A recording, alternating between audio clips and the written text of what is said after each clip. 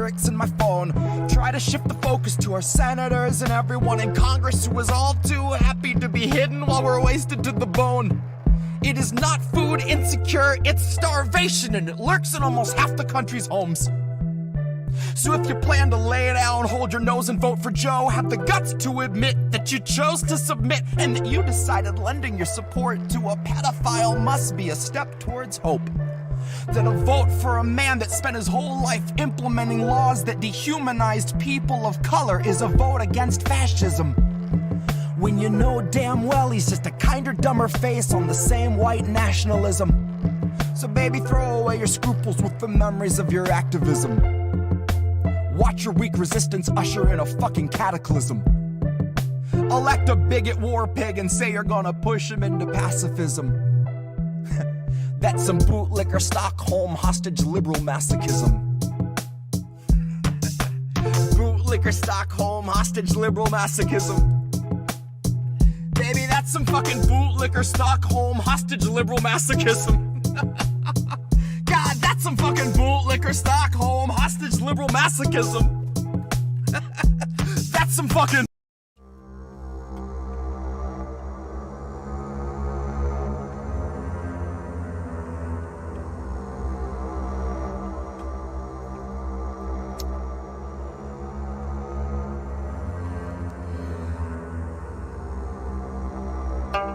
You know, sir, I like you much better with my glasses off.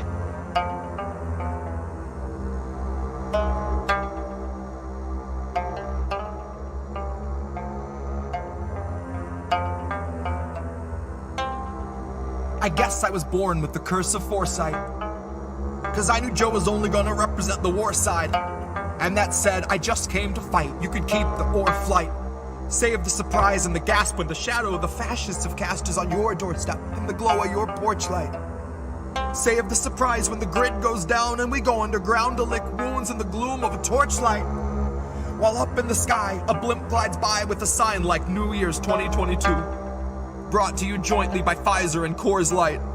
While the centrists observe from a comfortable courtside, right in the thick of the action behind a partition. We're in a morbid position, a plague of evictions, born a comorbid condition of the cancer of wealth. I fantasize that I cancel myself, hands on your head, throw your best laid plans in the well. There are no more answers, questions go back on the shelf. All Joe's donors, a quick show of hands. How many of you sub to the Lockheed Martin OnlyFans? How many are loyal as patrons for the Raytheon Patreon? Occupy Iraq and send $1 million off into the great beyond. Cool yourself with the safety on. True to yourself in as much as you dutifully spew out a mucus of QAnon. You can't convince me the Capitol wasn't surrendered with every intention of digging us deeper down into the treacherous webbing of censorship, ebbing your speech and dissension so you can't hold Biden accountable. Not in his mentions and not in the streets. Know to the end that Joe will defend the elite.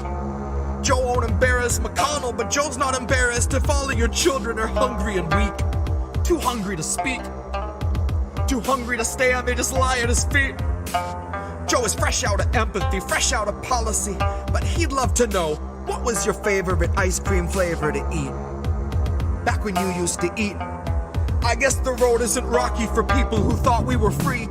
They'll believe what they read, and Joe's here to lull them to sleep. Counting us down by the dozens, the culling of gullible sheep, led to the slaughter by media tyrants and government thieves. These are the leeches that stubbornly suck where there's nothing to bleed. These are the tumors that force us to crawl on our knees. This is the home of the brave. This is the land of the free.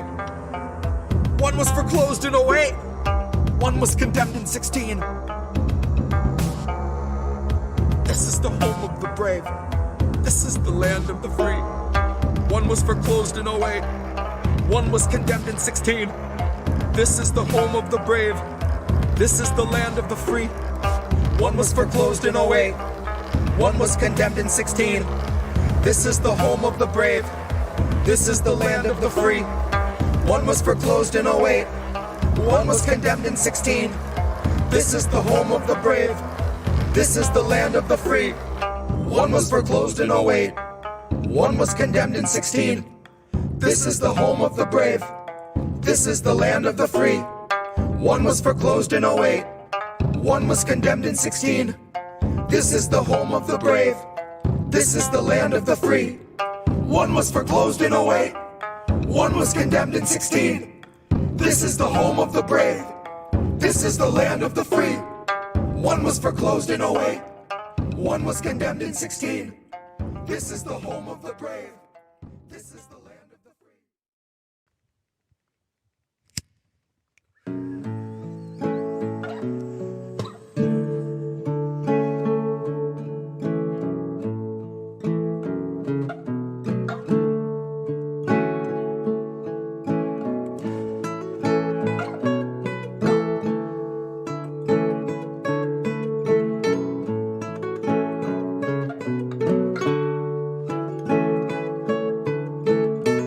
My lips, brand new taxes, starving all the billionaires and neutering their Visa Maxes.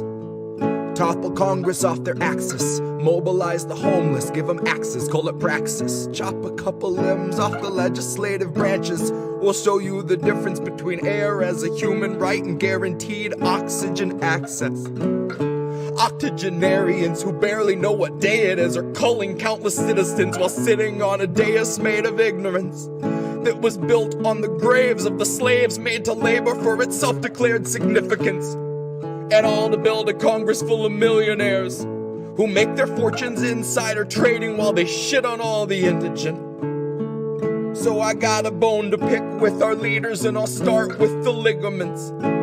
Pick right through the muscle, dig the marrow out, and serve it to the unhoused millions living in their minivans or watching their belongings get evicted from their tenement. I have a dream where we breach the walls of Congress and just let them in. And what happens next will survive in only text, cause there won't be any evidence. There will only be that heavy kind of feeling that pervades a space where there has been a reckoning and you can feel its remnants. Let any man who enters seeking power know that those who came before him suffocated on their eminence.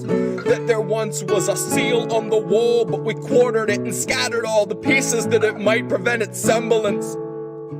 And so we end the great experiment.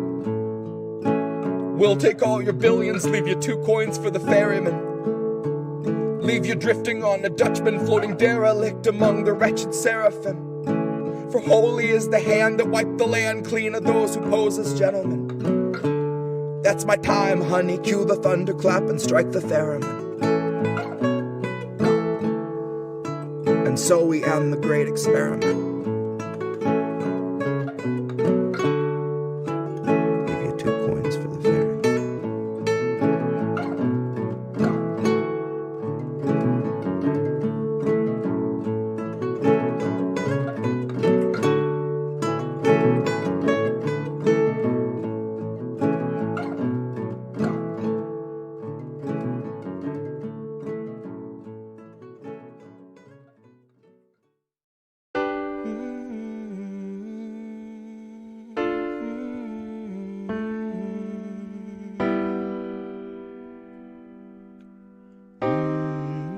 I think I liked it better being blind, when I couldn't read between the lines, and when I couldn't see the cracks in the structure that lay bare before me the whole time. I think I liked it better back when I suspended disbelief and swallowed pride. I thought I knew the difference in the red from the blue, but they both bleed us so dry. They both bleed us so dry. My favorite songs don't hit the same way. I get to the end of a 4-minute track and I'm only looking back thinking, what did they actually say? So I try to sit down with my wife and watch TV, but I just see propaganda elevating the police in the simplest of sitcom banter, and tiny little altars full of offerings to corporate masters in every well-planned wide pan shot of the name brand stocking up the pantry. Pull back one long tracking shot out to the garage to the logo on the Camry. Nice tight shot of the Camry. Close-up view of the Camry. Slow pan up on the Camry. Long slow zoom to the unmoving human who's up in the front with the tube pumping fumes to him straight from the back of the Camry. Ashamed he just could not provide for himself, let alone for his family. It's a blue pill mindset that spent 2020 making dance beats.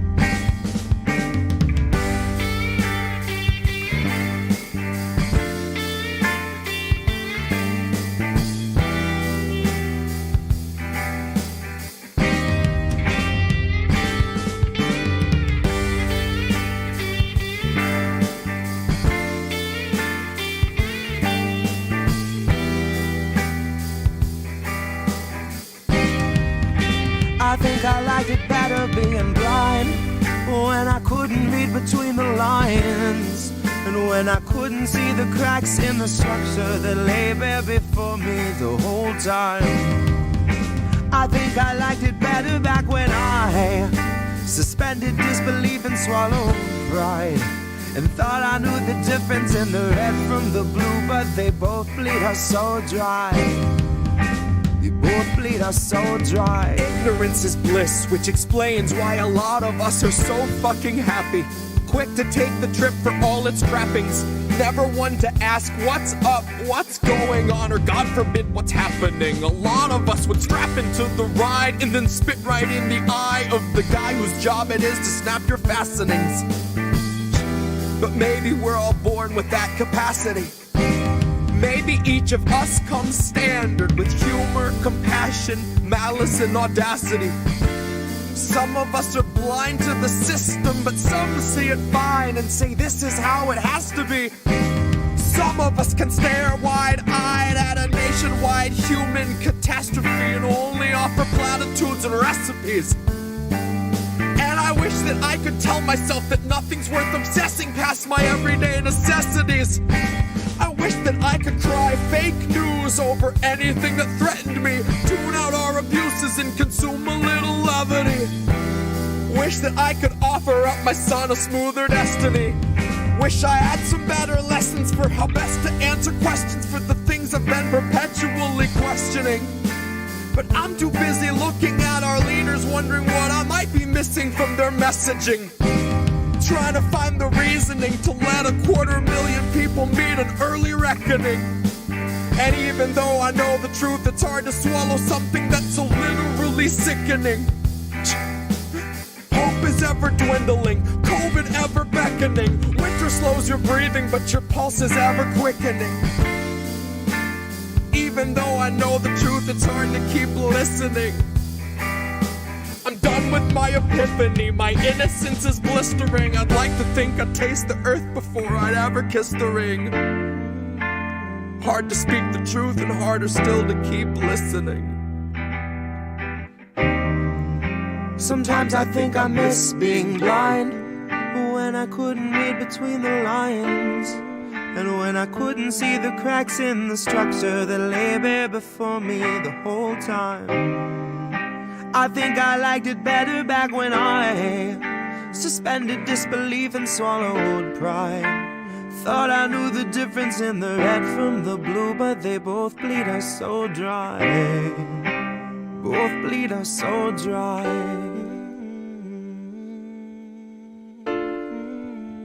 Both bleed us so dry.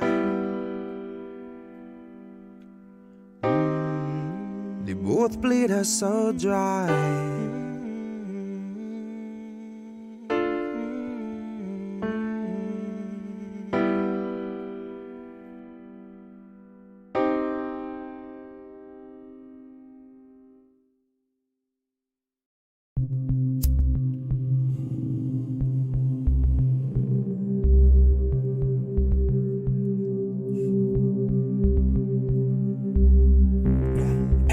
don't stop.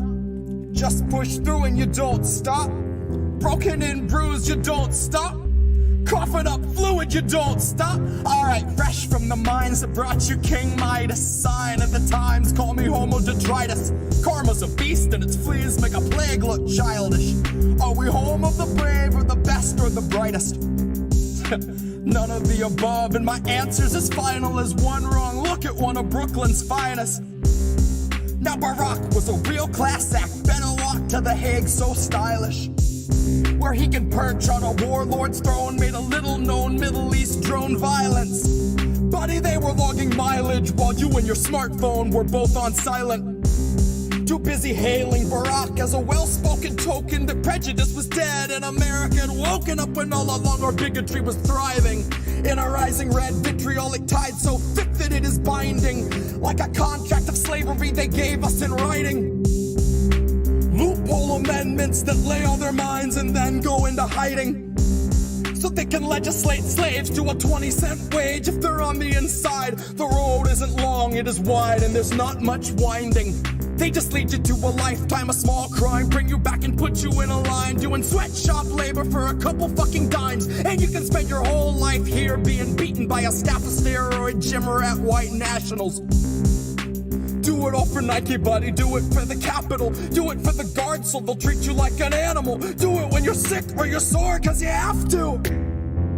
Do it so the prison shareholders can roll in their dough and remodel their bathrooms with walk-in showers that might be a little bit bigger than the cell where you spend 20 hours of your 24, maybe more. They don't count it anymore. They just need you well enough to move a product out the door. They just got a marble countertop and all new tile floors. Heated fucking seats on a bidet that you help them afford. But they won't lift a finger if your warden goes overboard, makes your common area an unspoken COVID ward. Lets you intermingle like he hadn't really done before. Now there's a lot of pits dug up in the yard, all numbered, and he still won't tell you what the number's for. But it's gotta be a warning. And probably the kind that you might need thunder for. When the realization strikes, they've been grouping you tight and restricting your time outside. It won't take a genius to link it to all of the coughing that's keeping you up every night. So if you can't abide slaves, I'll state the case plain. A prisoner shares the same rights. And your tax dollars are lining the pockets of those who ensure that the luxuries of medicine and showers are consistently denied. And you can spend 8 years if you're black cause you burned up a trash can, but you won't see any time if you rape when you're young and you're white. And in 5 years' time, that white rapist guy gets a job as a guard where he finds a new prey to dehumanize. And it's ingrained as a part of our system of justice so deeply that it's not scrutinized. And if we're talking capital punishment, all of these assholes with bludgeons who call themselves justice could probably be euthanized. Rather than giving them 70 humans to supervise, torture, and brutalize. Sensitivity training can't teach you the value of human life. It's a message that's basic. Our nature has shaped it and culture is born out of breaking it down and then seeing it crucified. I feel like I'm watching every day with exponentially more lucid eyes, till I'm drooling out my cheek and down my side, and my eyes are the dullest shade of overdose white, when just a dose of reality hits like an overdose might. It's a gross mentality that keeps this country going. Makes you wonder why we're keeping it alive.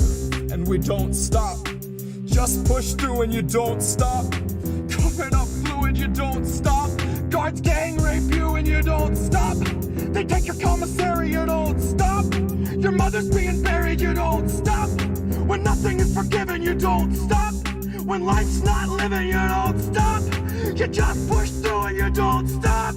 Coughing up fluid, you don't stop. God's gang rape you and you don't stop. Broken and bruised, you don't stop. They take your commissary, you don't stop. Your mother's being buried, you don't stop. When nothing is forgiven, you don't.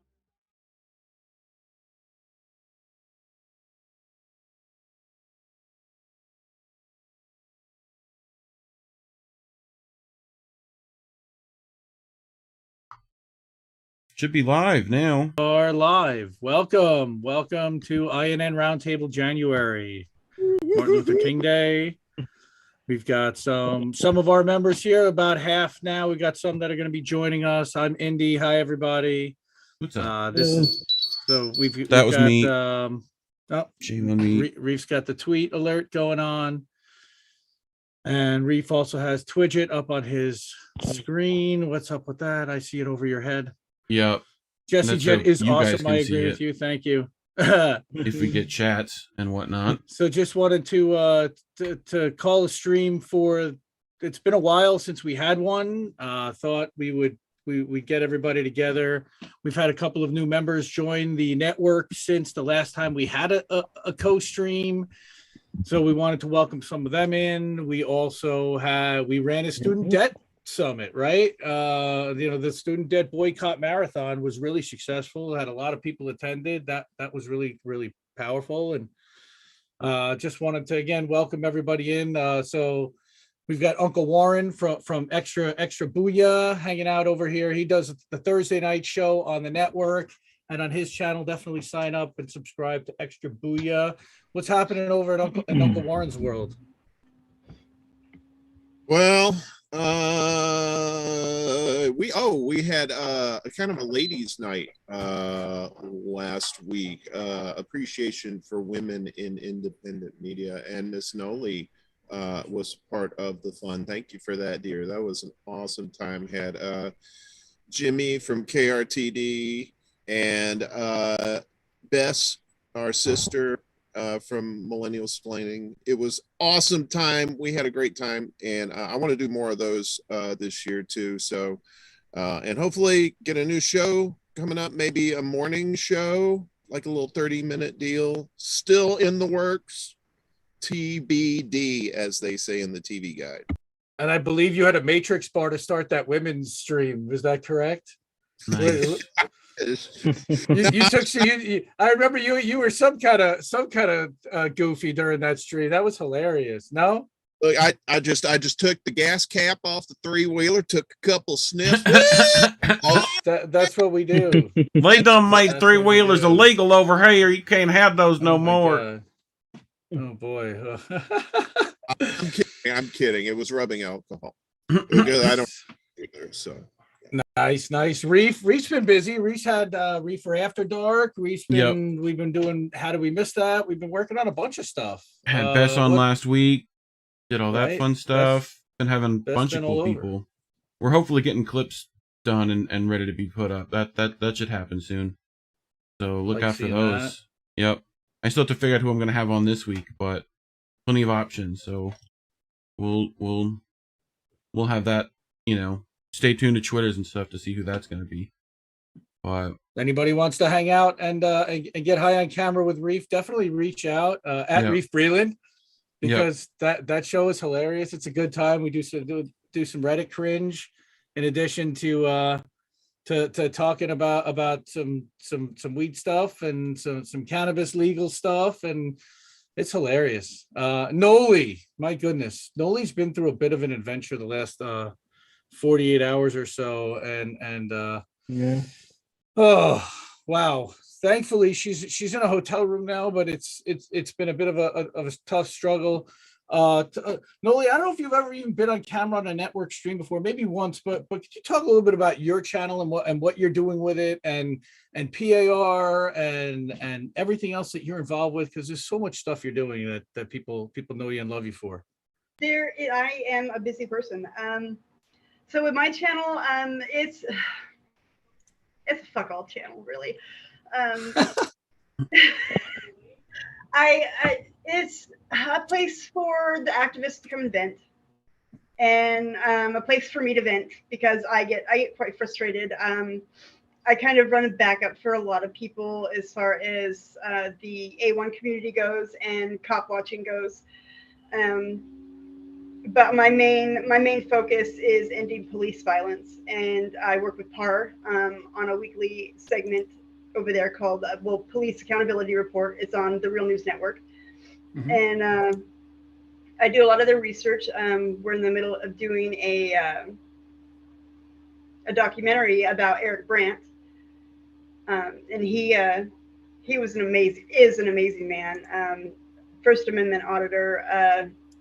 I can't really say First Amendment auditor, but he's down with the First Amendment and he uses it to the letter. And he went to prison. He's serving 12 years for hopes and wishes, thoughts and prayers. And so I'm really big about supporting him and finding a way to bring him home. But my channel, I basically share a lot of information about FOIA, how to FOIA information from your government or from any government contractor. Like say your garbage man, you know, they're contracted through your city. That means that you have a right to see their records, because it's not just your government, it's any government contractor as well. And people don't realize that. And that's how you're going to get your dash cams and your body cam footage and anything that your that's in like a police record. As long as it's a closed case, you have access to it. And so I spend a lot of time doing that and trying to just find ways to make things better. So question: how long is that stuff kept on file? Well, it depends on your state. So in Washington, it is kept on file in Washington for 5 years, but then it's going to go to federal. So you have, what is it? The Office of Public Information, I believe is what it's called. But it's the Federal Office of Public Information. Anything that gets archived from a city or a state that they no longer have access to, or they have access to, but it takes them a while to get it, goes to Washington, D.C. So it never really actually goes away. You can still get it. It just takes longer and there's more red tape. What, videos though? Doesn't that be around out of space? You would think so, right? But they have plenty of space for it. They really do. All right. Tara. Hey. All right, Tara's joining. Hey, Tara. Welcome. Oh, she's getting her earphones in. Oh, hey, here I am. Hi, can you hear me? Yes, we can hear you. Hi, welcome. Thank Happy you. Monday. Happy January. Happy to all of you guys, I think. What do we have? Do you say Happy Martin Luther King Day or Merry Martin Luther King Day? Like happy. You know, like happy if government assassination, you know, like all those fun things. But right? Anyway. Are we allowed to say Happy Martin Luther King Day again? I think so, right? You know, until CNN wages a war on Martin Luther King Day, I think we're good. You know? So Did Biden want to change it?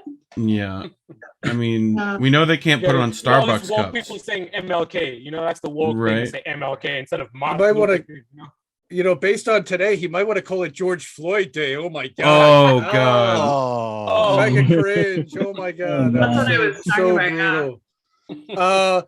Now, Carl jumped in a couple times. I wanted to introduce Carl, Debate Me channel, one of our newest additions to the network. Welcome to the network. Woohoo! Carl is a nonpartisan YouTube upload an analyst.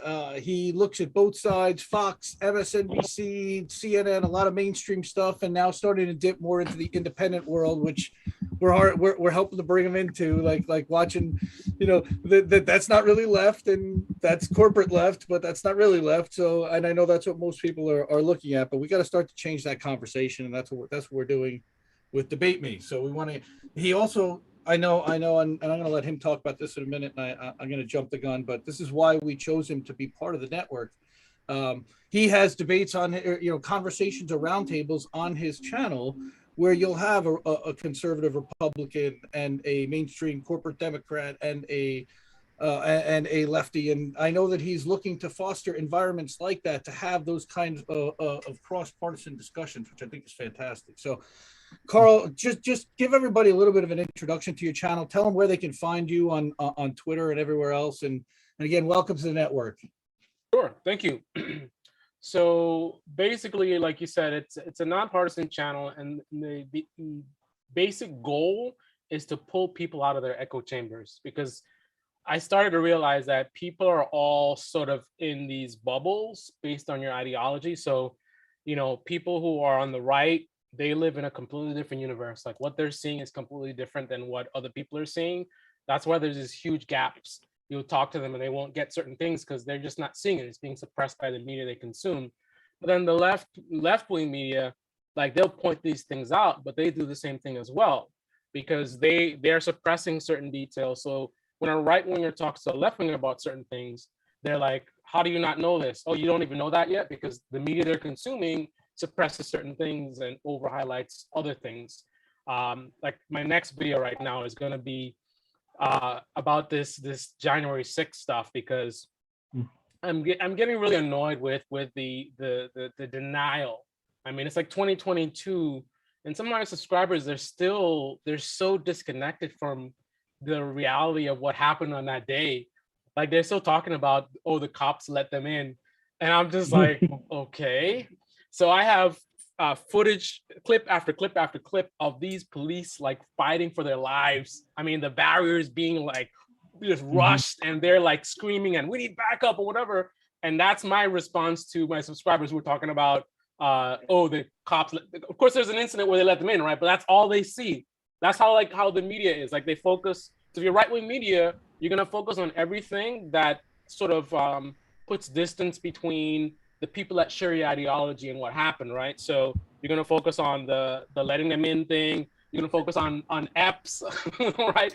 Anything at all. Oh, FBI might have been there, and you're gonna keep talking about those things, and then you don't talk about the other things. And that's why some of these people, like, they have no idea.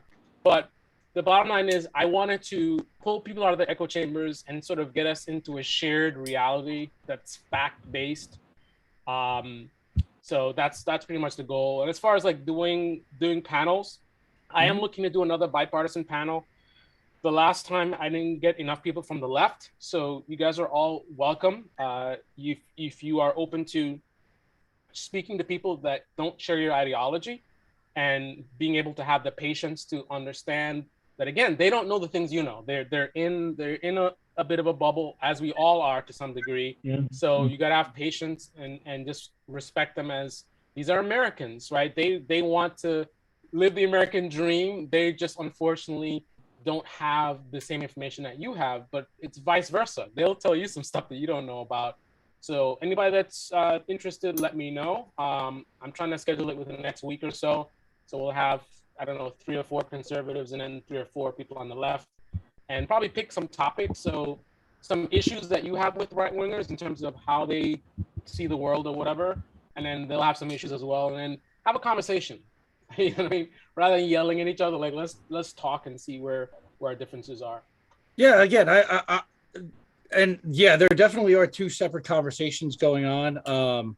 And there is footage, of the. I mean, I was live streaming that day. I was watching, early on, that where they had the groups contained, and they did let the certain groups go past after a certain time, and again, then afterwards, the guys were definitely overrun, and they were looking for help, and you had the 2 guys that are standing there trying. I mean, yes, there are 2 different conversations going on about this. Yeah, can't wait to have to be involved with that discussion. I know Noli's already raising her hand to join. I know that we only have Tara for a limited amount of time, so I did want to bring her on. Oh, right. Tara's been doing some podcasts for RT, which is the Politics of Survival, and she's done some really incredible interviews. Oliver Stone, right? Was it Oliver Stone that you did one with? No, Igor Lopotinin. Oh, it was Igor, right. Yeah, his director, and who works with Oliver Stone. Yeah, and I'd love to have Oliver Stone on, so hopefully that will manifest. But yeah, and then I've had some Maria Bhutana was great. She and some people don't even know her. It's so interesting how quickly that left the news cycle. They put this girl in prison. Accused her of espionage. She was put in solitary for 4.5 months, like really hardcore solitary. She had all kinds of things happen to her, and she was a Russian national. And then, eventually she made it back to Russia, but she just wanted peace and friendship. And like, if you talk to her, she's just kind of bewildered. But she ended up, she was a pro-gun person in Russia, which is not, they have stricter gun laws than we do. Yeah. And she came over to the US. And so, I don't agree with some of her ideology. Like she's, pro guns, and she was kind of supportive of Donald Trump and that crowd, and that wasn't my scene. But what fascinated me was how she was just villainized. The men around her had no consequences for what they were doing. And she was put in federal prison and in solitary, and just the conditions of the prison. And it's the same one that Julian Assange will probably go to. That's why I did that interview. So it was really fascinating. Of course, it got completely suppressed. So I don't know who saw it. Yeah, we're sharing it all we can. Again, that's one of the goals of the network, and one of the things that we all do for each other is to help amplify each other's content, to share each other's content, to bring that content, which is really important messaging to each other's audiences, fan bases, friends, family, and everyone. And look at this, we've got Chris Legion, one of the other new members of INN. Welcome. What's going on? All right, this is so cool. Again, so Tara, getting back to your now, you also wrote some op-eds for RT, is that correct? Yeah, I write every couple of weeks an op-ed of my choosing, and they publish it or they don't. They mostly publish everything. So that's been awesome to have that platform. And I just wrote one about an Italian woman who brought forward a general that was inappropriate with her, an American general in the Army who was inappropriate with her.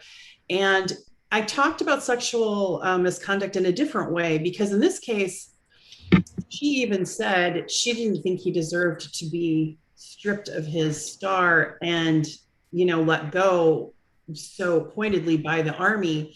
And the reason she said that is because other soldiers that were committing rapes or violence, nothing would happen to them. So it was this weird kind of thing where the Army wanted to get rid of him because in Africa they had done, and I don't know if anyone even knows this, that we have covert actions happening in Africa. And he was overseeing one where like 8 soldiers died and in Nigeria. And that was they did not want those 2 scandals to meet or to be out, and they fired him. So it was kind of interesting. So talking to her was interesting, and how, sexual misconduct can be weaponized, and how they cherry pick people, cases, and just kind of weird things like that. So, and then back to Igor Lepotinik, who works with Oliver Stone. That was really timely because it was literally a month before what just happened in Kazakhstan. His documentary released called Kazakh, if you have a chance to see it, about Kazakhstan, the history of it, kind of explaining it, to Westerners. And then Kazakhstan happened. So that was kind of interesting. So a lot of people, I think, still don't really understand or barely have heard about it, or heard something happened there, but what exactly it is, I don't think any of us really have looked too closely into it. I don't know if you could, if you know enough about it. I posted today, if you want to look at Brian McDonald is a really good expert on, those kinds of matters. And he just gave a little thing. It's on my Twitter feed. But bottom line, real quick, to move on, was just that, so a couple hundred people died actually as a result, and some were the police. But apparently American had, they believe that American CIA operatives were there, security forces were there, kind of ramping up these demonstrations that were done by people that didn't have the capability or the weaponry to do what happened, to try to overthrow the Kazakhstan government. And it's this strange thing where the elites of that government wanted in with the West. But then when things went awry, they asked Russia for help, if that makes sense. Where we're in the middle of it is because Kazakh sits between China and Russia, and it's a very wealthy country. And of course, America wants its fingers in that pie. So that's our interest. And we were doing our usual ops stuff in that country, I believe. And I believe the people that I talk to know what they're talking about. And so that's interesting that, again, imperialism kind of happening without citizens' permission, in this country that most people don't even know.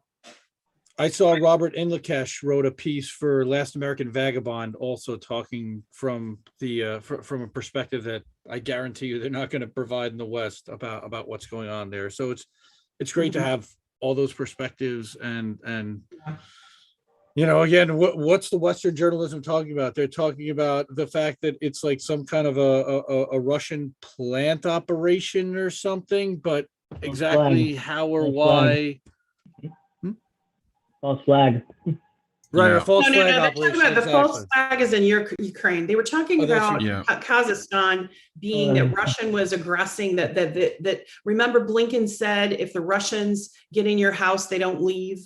He was basically implying that those peacekeeping forces that went in the CTSO, which is an agreement that was made with Kazakhstan and their peacekeeping organization for that region, that they would never leave. They left after a week. So Blinken can just, Right. whatever. But he made that really incendiary statement, if the Russians get in your house, they don't leave. And it's like, how could we possibly as Americans even look at that and like take that seriously? They're gonna shut off our AC and our heat. What? Sorry, do we have Rachel Maddow here to do this story? I don't see. Yeah, exactly. You get the point counterpoint. Yeah. Just don't leave my place because I'm a really good cook, and they just eat and eat. I just can't keep them full. Those little rascals. They're just. They hide inside the walls. I was joking with a friend. I was like, well, if the Russians keep it in my house, they could stay as long as they want. So whatever. I don't know. It's just the xenophobia shit that we're going through. And, they're just, it's what I said in 2020, this Biden administration will take us into war. They are taking us into war, and they're doing it right now as we speak. And I hope people wake up and speak up because it's coming. Well, they're saber rattling against Russia. They're saber rattling against China. They're saber rattling in the manufacturing consent as much as possible. A lot of these. Yeah, a lot of these guys are like old timers from the 80s Cold War mentality. Yeah. They're still there, and they believe all this stuff that we've heard a long time ago. It was constantly, man. Like if you watched Rambo movies and all this stuff in Hollywood, like all the anti-Russian stuff, they come from that generation, and these are the people like Pelosi. They're all hanging on. They're all trying to stay as long as they can. As people. Right, as attitudes keep changing towards Russia, they're just trying to grab reach as much as they can to keep that era going. I remember it was Obama who said, like, when I think was he talking to Romney during that debate where he's like the 80s called, they want their foreign policy back. Yeah, pretty much. Yeah, I think that was Obama, and then what happened? Yeah, it was. He pushed troops towards the Ukrainian, Ukrainian border. And I know me and Indy covered what was that story? I think it was from ProPublica, was it? Or the 6 reasons why that was from popular resistance from antiwar.com, talking about 6 things that the corporate media won't tell you about what's happening in Ukraine. Yeah. And how there was a NATO agreement going back to the 1990s when East Germany, when they broke the wall, basically that Russia would allow East Germany to be absorbed as part of Germany and they would become part of NATO, but that NATO would not expand further eastward. And it's pretty well documented. And that's what this article shows, is that especially now from all the cable leaks and everything that you're seeing, that it was reassured by every other Western nation that this was the guarantee. And then, Ukraine, Crimea pushing westward. Mm-hmm. Yeah, it's one thing that we do. I mean, we renege on everything. So we're at the point where no country believes us anymore. They don't want to make any deals. We renege on every single thing. It's interesting because we just passed that, flew through that $787 billion for defense.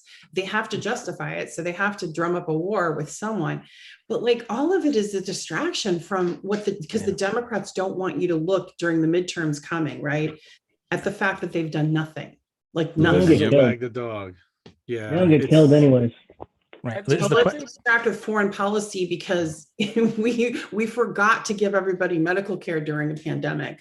Right. I think we're seeing a good example of why, from what I've seen, the left is irrelevant in this country, right? Because it's very irrelevant. As bad as things are now, like as bad as the Democrats are now, And what's the left doing? Nothing. Where's the major strikes and riots, and not riots, but major like pushback?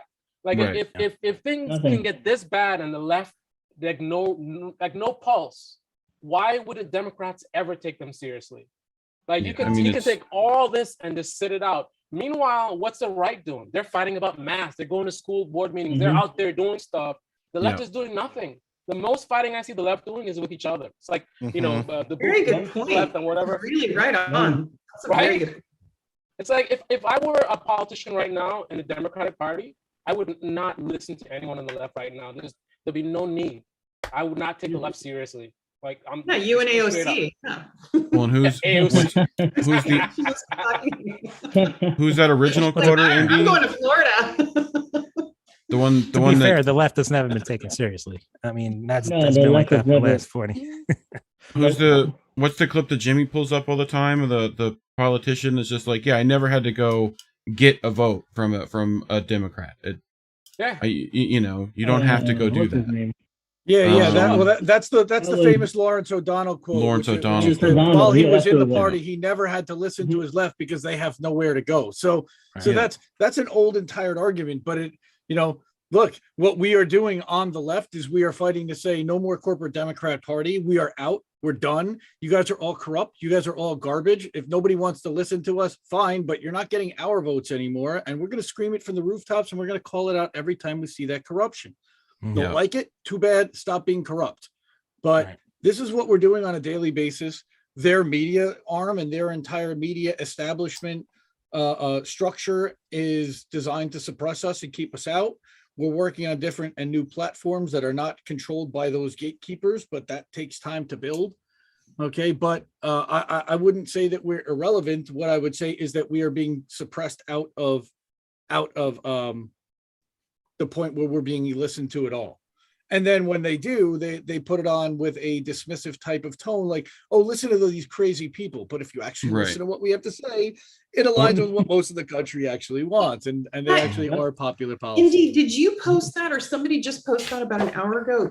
It's the quote from NBC of the Democratic strategist, and I'm blanking on his name. But he said he blamed it on, he said that the reason Biden's doing badly is he has bad followers. Oh, of course. Literally literally voter blaming. Like that's literal. No.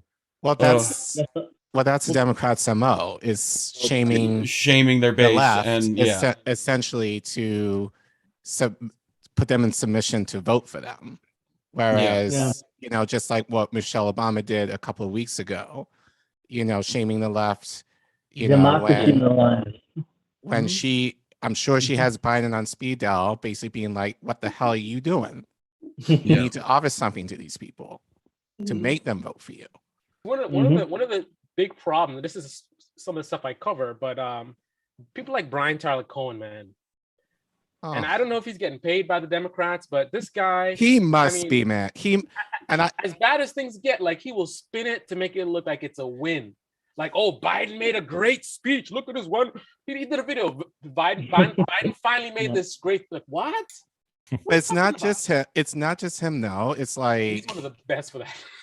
It's not just him. It's other people, and I'm not going to say their names. We know who they are, but other people on the left who consider themselves left are doing the same thing. Who are a lot bigger than Brian Tyler Cohen is.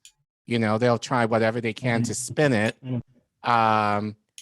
To make it seem like, oh, Biden's not so bad, or Biden's actually doing a lot, but it's just like, they give every excuse under the book. So it's even, and I think that's kind of part of the issue that I think Innie's saying is that there are people on the left that unfortunately the majority of people who I think don't know as much as we know, who listen to those guys who give the veneer of progressiveness, but actually,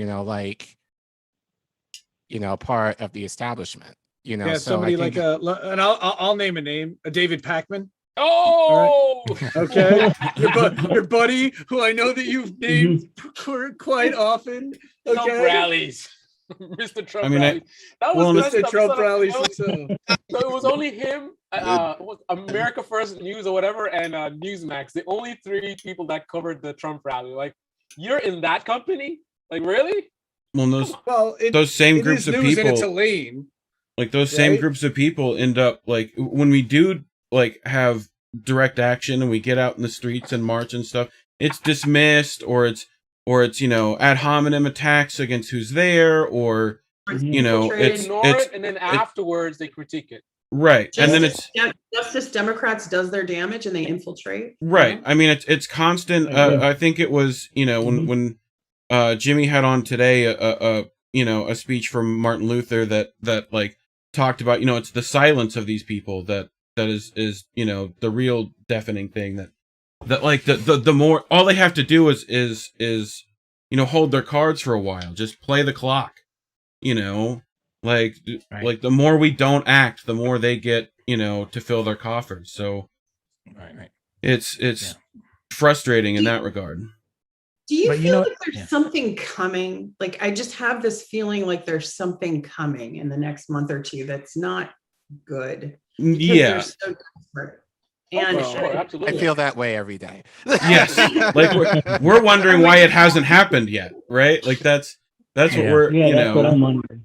I think closer to the elections, you'll know. I love Ron Flacone's quote, which was so I guess America just kind of gave up. Yeah, like it's and that's kind of what it feels like. Everyone just kind of gave up. They've accepted their trauma and are just living with it now. Like, and it's not even that. I mean, but look at the messaging around schools. Are they open? Are they not open? Are we virtual? Are we not? Like nobody knows what's happening. Nobody's really trustworthy. Everything massively, not the science or the massively politicized. I mean, we're not allowed to talk about it. We're not allowed to even discuss. Meanwhile, did you guys know that they announced today that a Pfizer board member is now in charge of the AP and Reuters? Yeah, because they weren't already brought to you by Pfizer and Moderna, like Right. They already sponsor every news program. They already, I mean. The guy who's chairing, what is it? The FDA used to be a Pfizer, a lobbyist for the pharmaceutical industry. Yeah. I mean, it's. You guys remember like Chelsea Clinton sits on the board for Daily Beast. Yep. That's Jennifer, Palmieri, who was with Panetta and the CIA and all that, is on the Atlantic, and it's like it's either intelligence community or it's just really sharply partisan corporate whatever. Yeah. I have a question for anyone on here, but do you think that there will ever be a time when the excuses run out, when there's just no other excuse they can come up with, there's no answers, no solutions, when they're just making things up, or they're just going to keep pushing the goalpost down? No. They'll come up with a new excuse. It will never stop until the people. It'll never stop. It'll never stop. I don't care how bad things get, they'll keep going. No, they're going to say vote harder. Well, yeah, we're coming up to midterms, right? Yeah, like it's Republicans are going to take over, and then we get to blame them for 3.5 years about obfuscating and stuff because the Democrats lost their seats, and half of them are retiring. No, like half of them are choosing to give up their seats. Retiring. So 24 House Democrats are either retiring or are seeking other office. Rats leaving a ship.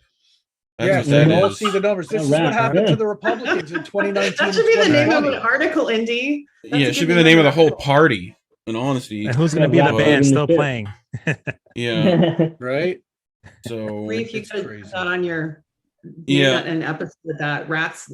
It's just you see it all the time, right? Like, they're running and battening down the hatches and hoping they weather the storm, right? Like that's it's like the bourgeois, that it's like the middle class. Like someone was saying earlier about how there's not really any left action, and what it is pretty soon it's going to be where people just can't function. Yeah. Their life at all, and then that's when you'll see. I think the thing that was valuable goes away. I think the thing that's valuable about this Biden presidency is we really, for those paying attention, we really get to see that there is no end. Like there's no reckoning or anything. Because I knew Biden was going to be bad, but some part of me figured, things were bad enough with the economy and everything that they would like change their ways a little bit. I mean, at least try. But now this is a lesson that we know. Like it doesn't matter how bad things get. like we're always going to get crumbs. That's bottom line. Like it's never going to change. The only thing that's going to change it is us. We have to force them to change. They're never going to look and say, wow, things are so bad. We really got to deliver for our voters. No, that is not something that's going to happen. No. Nope. Yeah, right. No. I mean, it's class. Like they're running it off the cliff just as fast as they can go. Me and Indy were talking about it, but just about every decision they've made has been, to whichever side you feel like they're making that decision, has been the wrong way to do it on just about everything. Like, we were talking about mandates and how long before it's you need a vaccine passport to vote, right? Something that Democrats would normally complain about voter IDs to vote, right? But like, you're going into a public space, like, like that's, I bet you that's coming. Yeah, that's a great point. DC just made mandates for basically to enter public spaces for 12 to 18-year-olds. Yeah. Right. Okay. Yeah. So yeah, we reported on that last night on the show. So yeah, I mean, there's a lot going on there. Noli switched cameras or switch computers. That's still Noli. How are you? Hi, Noli. We are live on Twitch. We are live on Odyssey. Wanted to let everybody know we're live on Twitter and a bunch of different platforms. So everybody like, share, subscribe to the stream, subscribe to all these amazing creators and their channels. We amplify all of them in independentleft.news.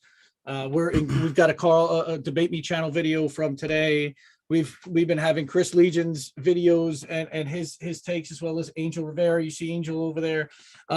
Chris actually went a little viral yesterday. What was it that Chris put out? Pretty tough. Yeah. Actually, I went viral today too, which kind of was crazy, but yeah. What happened? Tell us. Well, I did. I've been researching like intelligence for a long time and how they infiltrate the left and movements in general. So right. I did a little bit of research, and I decided to do a meme. I put a bunch of bread tubers up. I saw that the interview with Sabby she did with I always say his name wrong, so it's Caleb Malpin. I hope I get the name right, but she did it to me, and it was really great. Yeah. So it was a really great interview. So I butchered his name, but it was a great interview, and I was sort of like, he said a lot of things that I actually researched before about how these things happen. So I did a little meme. I put all the bread tubers up, and the next thing it usually those memes that you get, they wait a little while. I guess they have to gather up. The trolls have to gather up to coordinate and get you at the same time. But they did. Like a few hours later, they jumped on.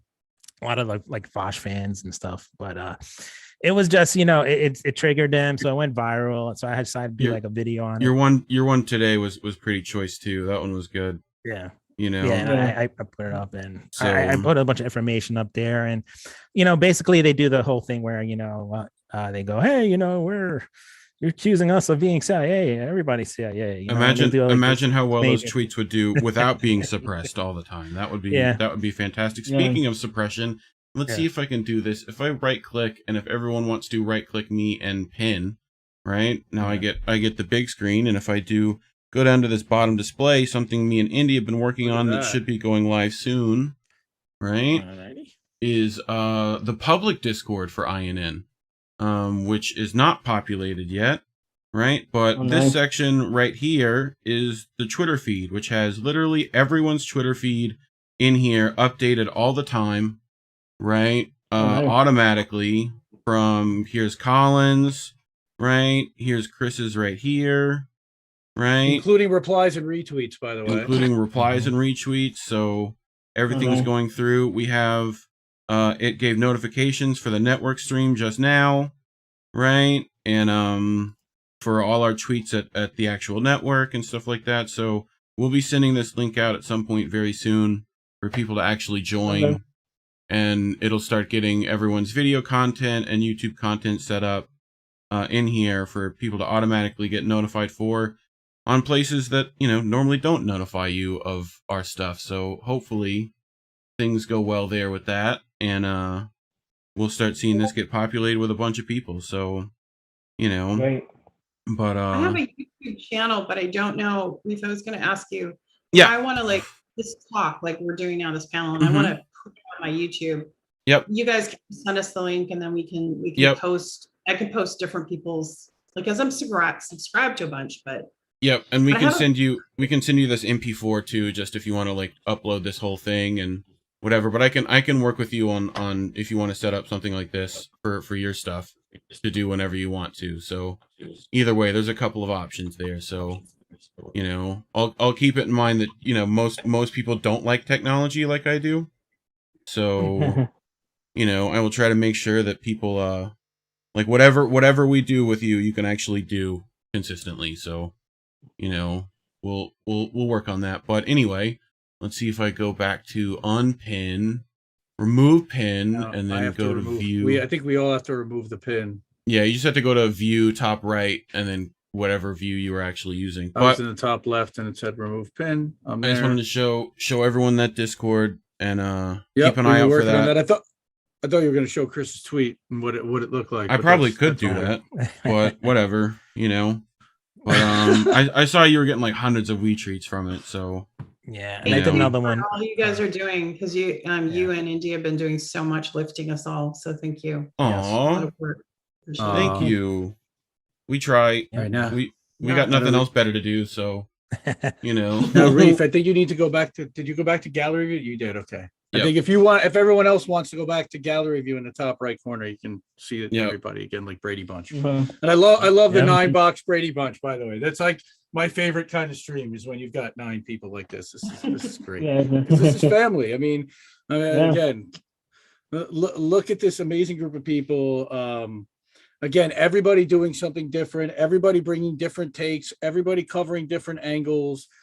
People from all different parts of the country, people from different generations, and that's what Indie News Network is about bringing these independent voices together, about amplifying them, and about showing that there is a tremendous amount of diversity on the left alone, as well as in the center, nonpartisan, and that this can appeal to a broad range of people because the policies, which is what most of us are actually focused on, which of course, everybody is a big fan of. We all want Medicare for all. I think that every single person in this stream is fighting on a daily basis to try to get health care for every American. Yeah. Okay, to end the authoritarianism. Who's going to pay for it? Yeah. Well, we're going to pay for it. That's right. Exactly. How does every other civilized country in the world manage to pay for it? That's my argument. And why they tax the rich at the greatest story. Is the greatest response. And wait times, because none of us have any wait times at a doctor's office, right? Yeah, especially if we can't afford to go. That's not kind of like I'm frozen. He's frozen. He's just yelling the whole time. I'm frozen. Luckily, we can still hear you. Wait, I don't know if you guys have, go ahead. I don't know if you guys have tried these new medical apps or whatever. Right. Because in terms of like wait times or whatever, I use Eden Health. I know there's other companies, but it's so much better. Like you can get an appointment like same day, next day. Like normally for me, it might be a week away to see a doctor or whatever. But with these apps, it's a whole new business model type of thing. So check it out if you haven't. Yeah. What happened? Hello. Yeah, we hear you. We hear you. At least I hear you. Hey, Uncle Warren. I haven't seen you for a while. Hi, Uncle Warren. I don't know which square am I? Which Brady am I? Top middle. Hello. Top middle. You're top middle. Hey. What the hell just happened? I'm Greg Brady. And I'm going to tell you that. Who's Marsha? Try just turning your camera on and off. Who is? I don't even know. I had to look up. Colin's Marsha. Marsha. Screen's frozen. Computer's frozen. I think he's Jan. I think Colin's Jan. Hold on. Jan. You're Cindy. No, wait a minute. No, I'm Greg. I'm Carol Brady. You heard about her and Greg Brady, right? Yeah.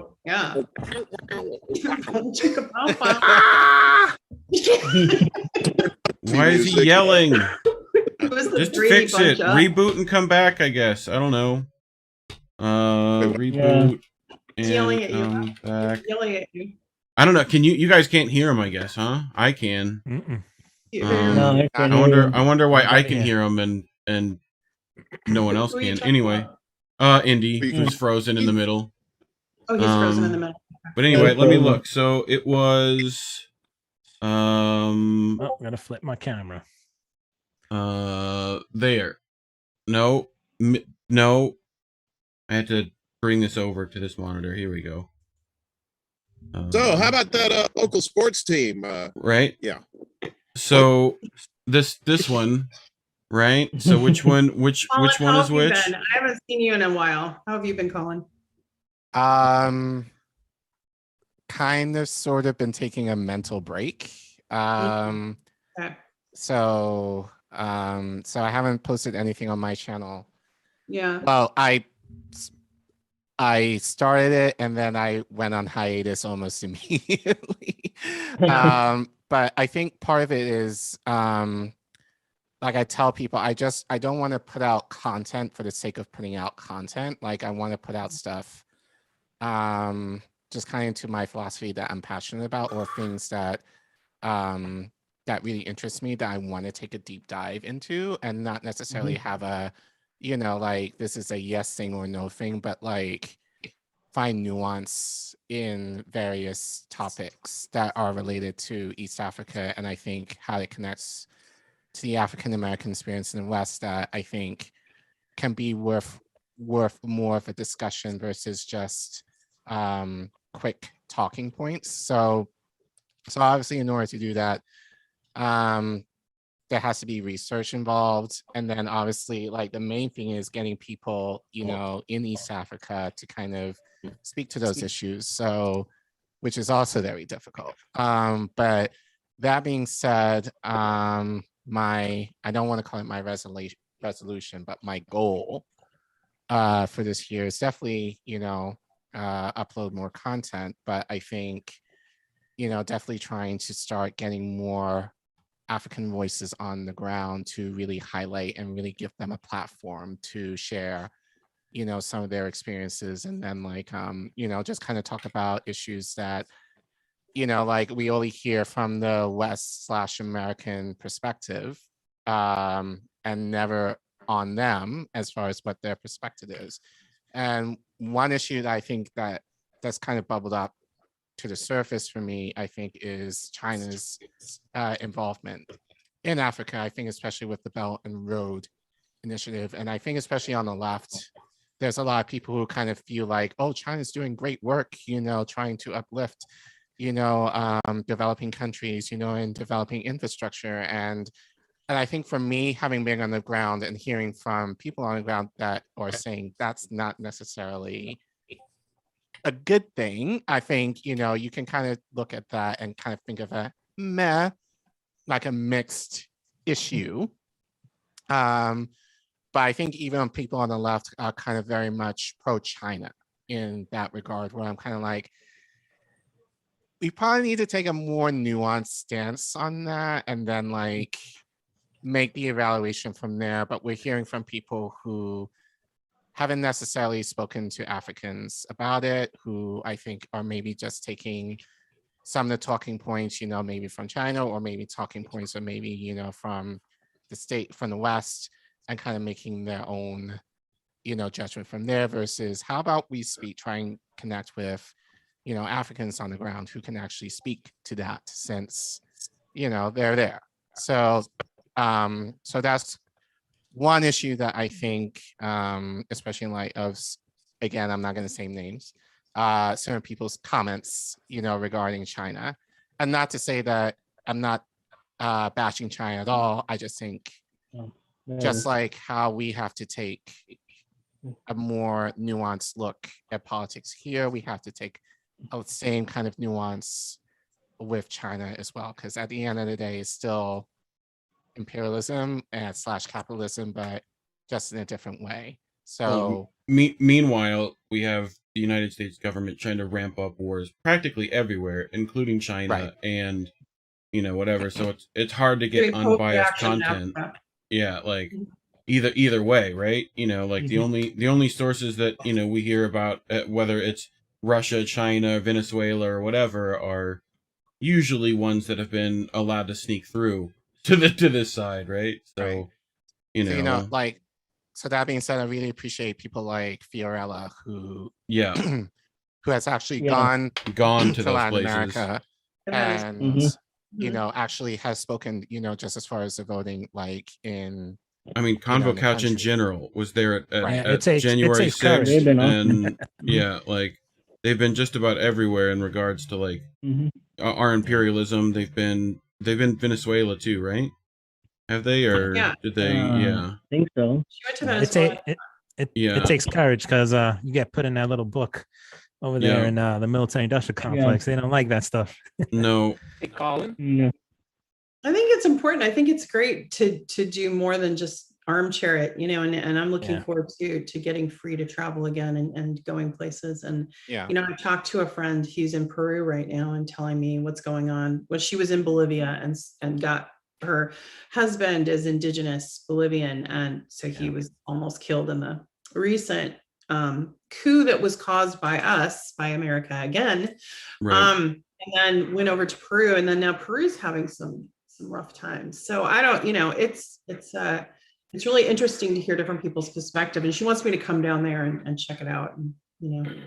I mean, you probably won't come back once you leave. Like, you'll just stay over there, and probably would be better off, you know. I'm thinking, I don't know about you all, but I don't know. Yep, Amsterdam seems nice this time of year, so you know, it shows you like how people are not culturally aware of outside the United States. That's why we have this big problem with imperialism, because majority of Americans don't leave this country, so they don't know anything. So when the lies come through, you know, when the lies go through, people believe it right away. They don't say, "Oh, that's not happening in Venezuela." They just believe it. You know? Well, and even when I was seeing that Kazakhstan, I had to like literally show it to some people on a map, and I was just like, okay.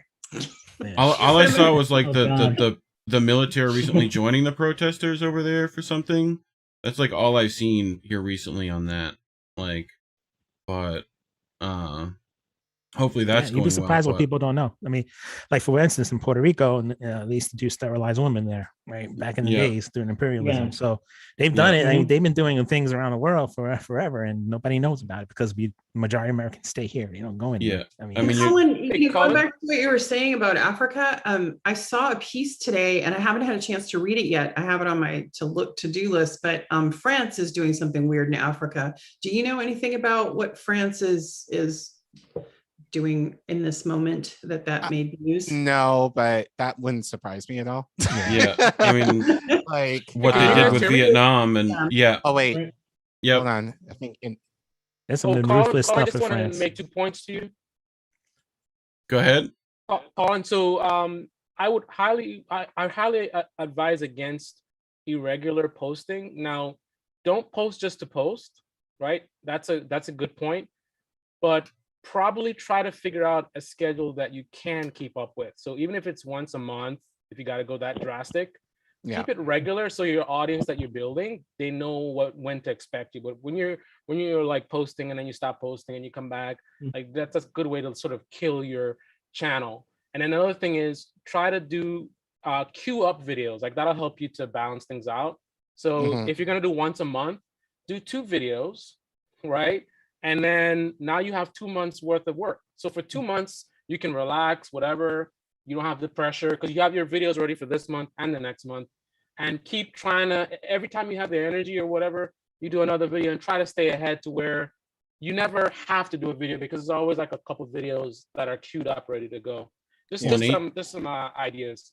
Angel over I here appreciate does that. It's kind also, it is hard. You know, I'm a teacher by profession, so this is not, this is just more or less, I wouldn't say a hobby, but it's kind of like a hobby-esque thing for me. So, you know, but you're right. I think definitely like, I would definitely want to post more regularly, but obviously I can't, it's not realistic for me, especially with the kind of content that I will do. That at the end of the day, it's usually up to tech, and especially dealing with, if I want to connect with people in Africa where the tech might be a little spotty, then that can also prove to be an issue too. So I think it's definitely something that's worthwhile pursuing. But that being said, yeah, you're right. I think definitely I still need to figure out what will work given the content that I want to produce, but then having some quality to it, and then having something on a regular basis where I'm able to grow my channel. So that's something I'm still trying to work out, but we'll get there. Absolutely. Yeah. And then the other thing is, you did an amazing stream with Joe Nice. It was like a 3-hour stream.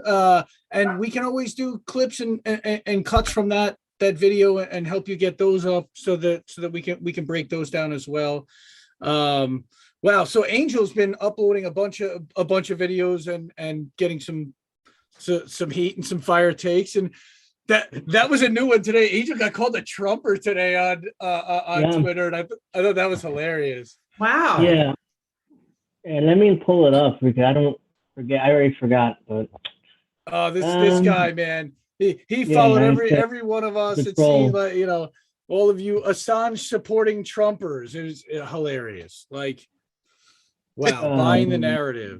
If you look at the Console Pro documents, you can see it on Wikipedia.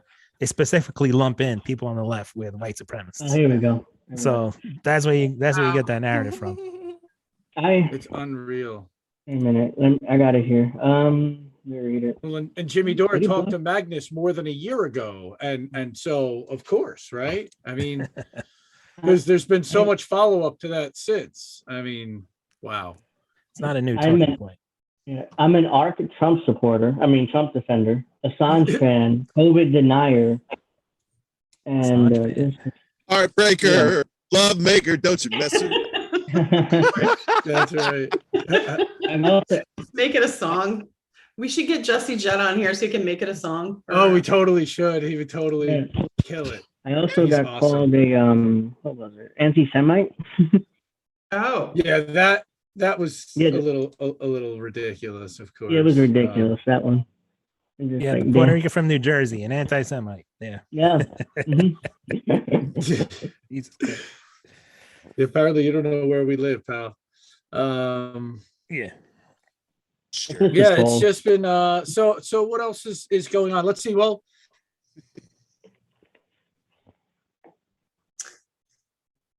yes.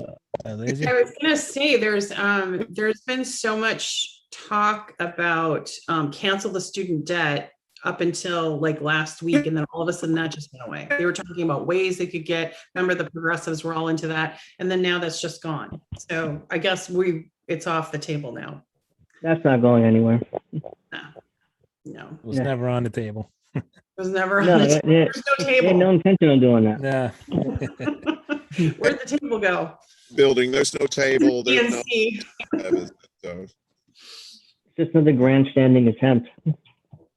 Yeah. The elections are in November, so we had to do something. Oh, I'm getting a lot of trolls, and I'm sorry, some of them went over to your threads. Everyone here, I've noticed that my trolls. So I'm sorry, like I come with trolls. So I think at this point, all of us have a few. So I'm sure I have trolls in my following me. So great. When they get obsessive about one of us, they can go get obsessive about another one of us, and yeah. We can. That's a standard. Attention because. Yeah, there's no such thing as bad press, they say. It's like, anyway. No, it is bad. You know why, Warren? Because what they're doing now, to me, this is what they've been doing. They're doing it to you, other people too. The trolls, instead of clicking, because they got that bad press is equal to good. What they're doing is going mass reporting us for false political information to get us suppressed or shut down. So it is bad. And I don't know what the answer is, but I wish an investigative reporter would do something before the midterms on the purchase of troll farms and how they go after citizens. I just, as long as they're, Katie Halper should do a show on it. Yeah, I do like the troll that gives us threat levels. So that guy's pretty cool. The threat levels, the numbers and stuff. It's just an arbitrary thing. It's like, well, I mean, we got. Was it you and people got put on anti-vaccine, anti-mandate list. Like someone made a list Yeah, like Yeah, I did. I got put on of anyone who voices any of those concerns got like put on a list, and so yeah. I mean, it's just and then again, mass reporting. We lose Twitter friends all the time to like getting reported for stuff. So Twitter's got me like straight up every video that I post on Twitter or every piece of information that I post on Twitter is like blocked off to where it's for like sensitive material. Right. Well, yeah, and it's don't believe your lying eyes. It's literally 1984 at this point. It's exactly. Yeah, like it's crazy to me. How long before something does happen? I think Tara's definitely right that something's on the horizon, but I don't know what that is, or or what it'll look like. I'm worried about what it'll look like because it looks like the right wing are the most activated right now. So yeah, I mean, as the empire dies, they're going to go to more draconian measures. That just happens with every dying empire. So it's inevitable. 2021 was just the dress rehearsal. I was telling the people that at the end of the year. So it's just a dress rehearsal. 2022 is where the real action is going to happen. They were testing everything. They were like poking you here and there and see how you'd react. Now 2022 is here. They got their data and they're going to go for it for real. And I think we have to all watch out for that. One of the things that's been craziest to me is how many of the crazy conspiracy theories that came from the right that actually ended up being true. And it just keeps happening. Like, well, that's an intelligence op. So what they do is like with Epstein, right? They didn't want the Epstein story to come up. So what a CIA or an intelligence person will do is they will plant a story that's so absurd, Pizzagate, that it makes it seem almost like people are shamed. Media won't cover it. I have to explain Alex Jones all the time to people, right? Yeah. Where it's that story that we all know Alex Jones for, and the one that everyone chooses when they want to talk about how he's crazy, right? It was an actual story about Monsanto's runoff increasing the amount that frogs became hermaphroditic, right?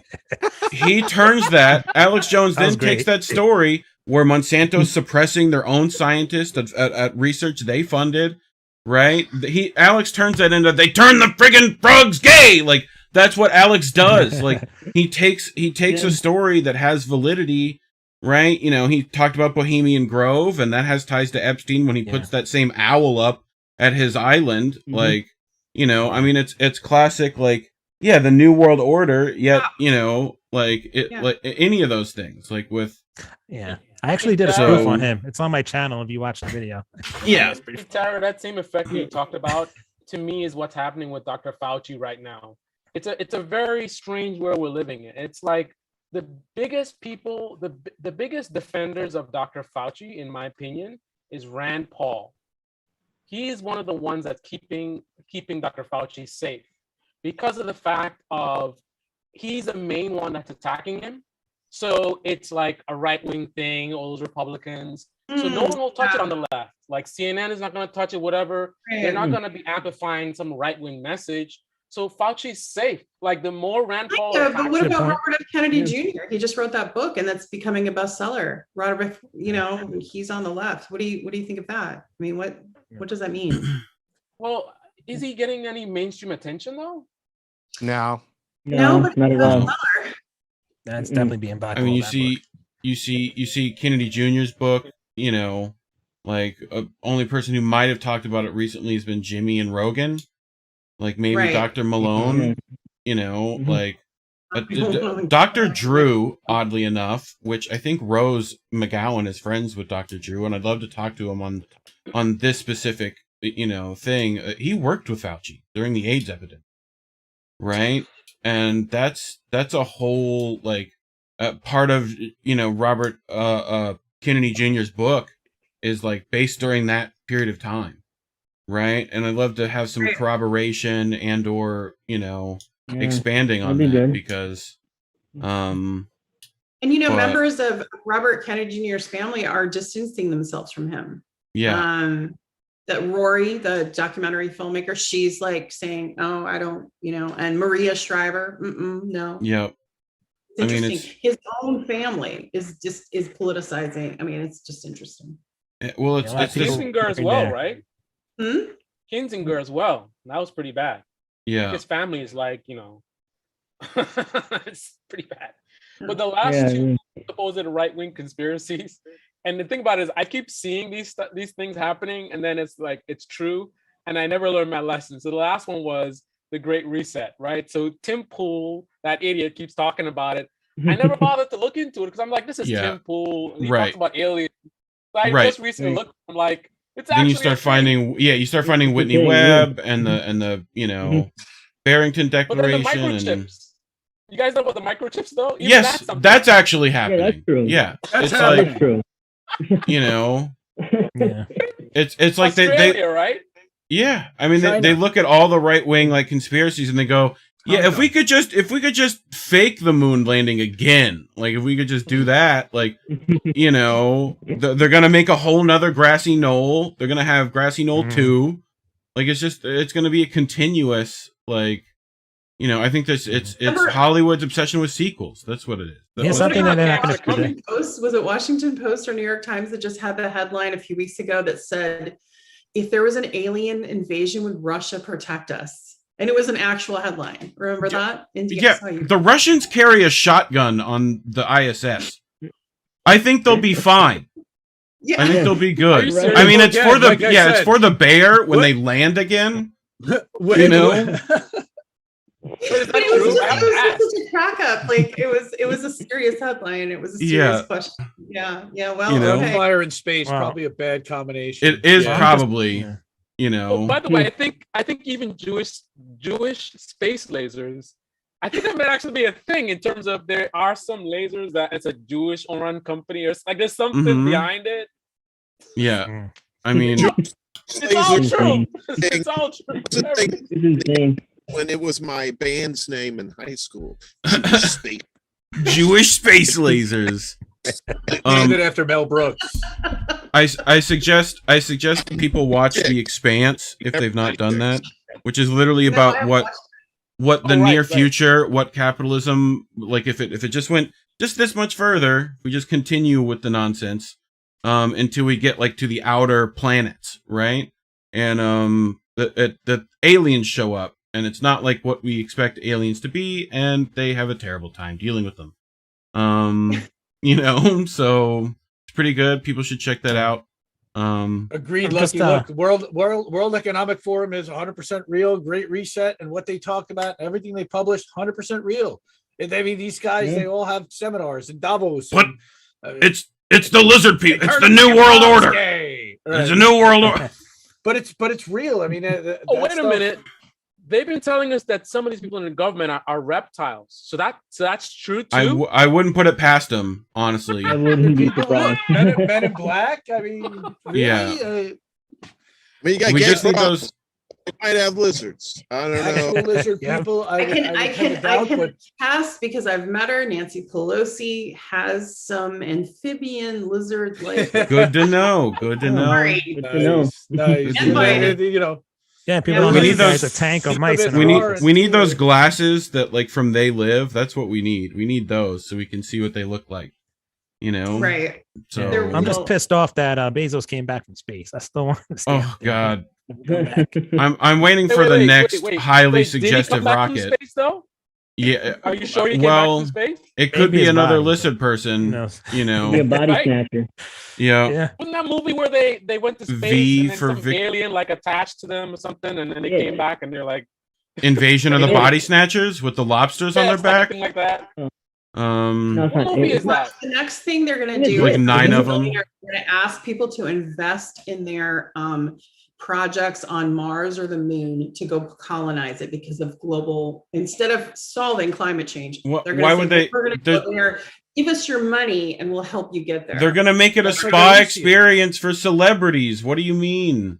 They're just going to like watch. Yeah, it's going to be, them and like Alicia Keys and some random, like it'll be random celebrities that just get to like get off the planet You know, like, so Just they're gonna like send movie Meryl that Streep. just Somehow came out. she'll be still going to things.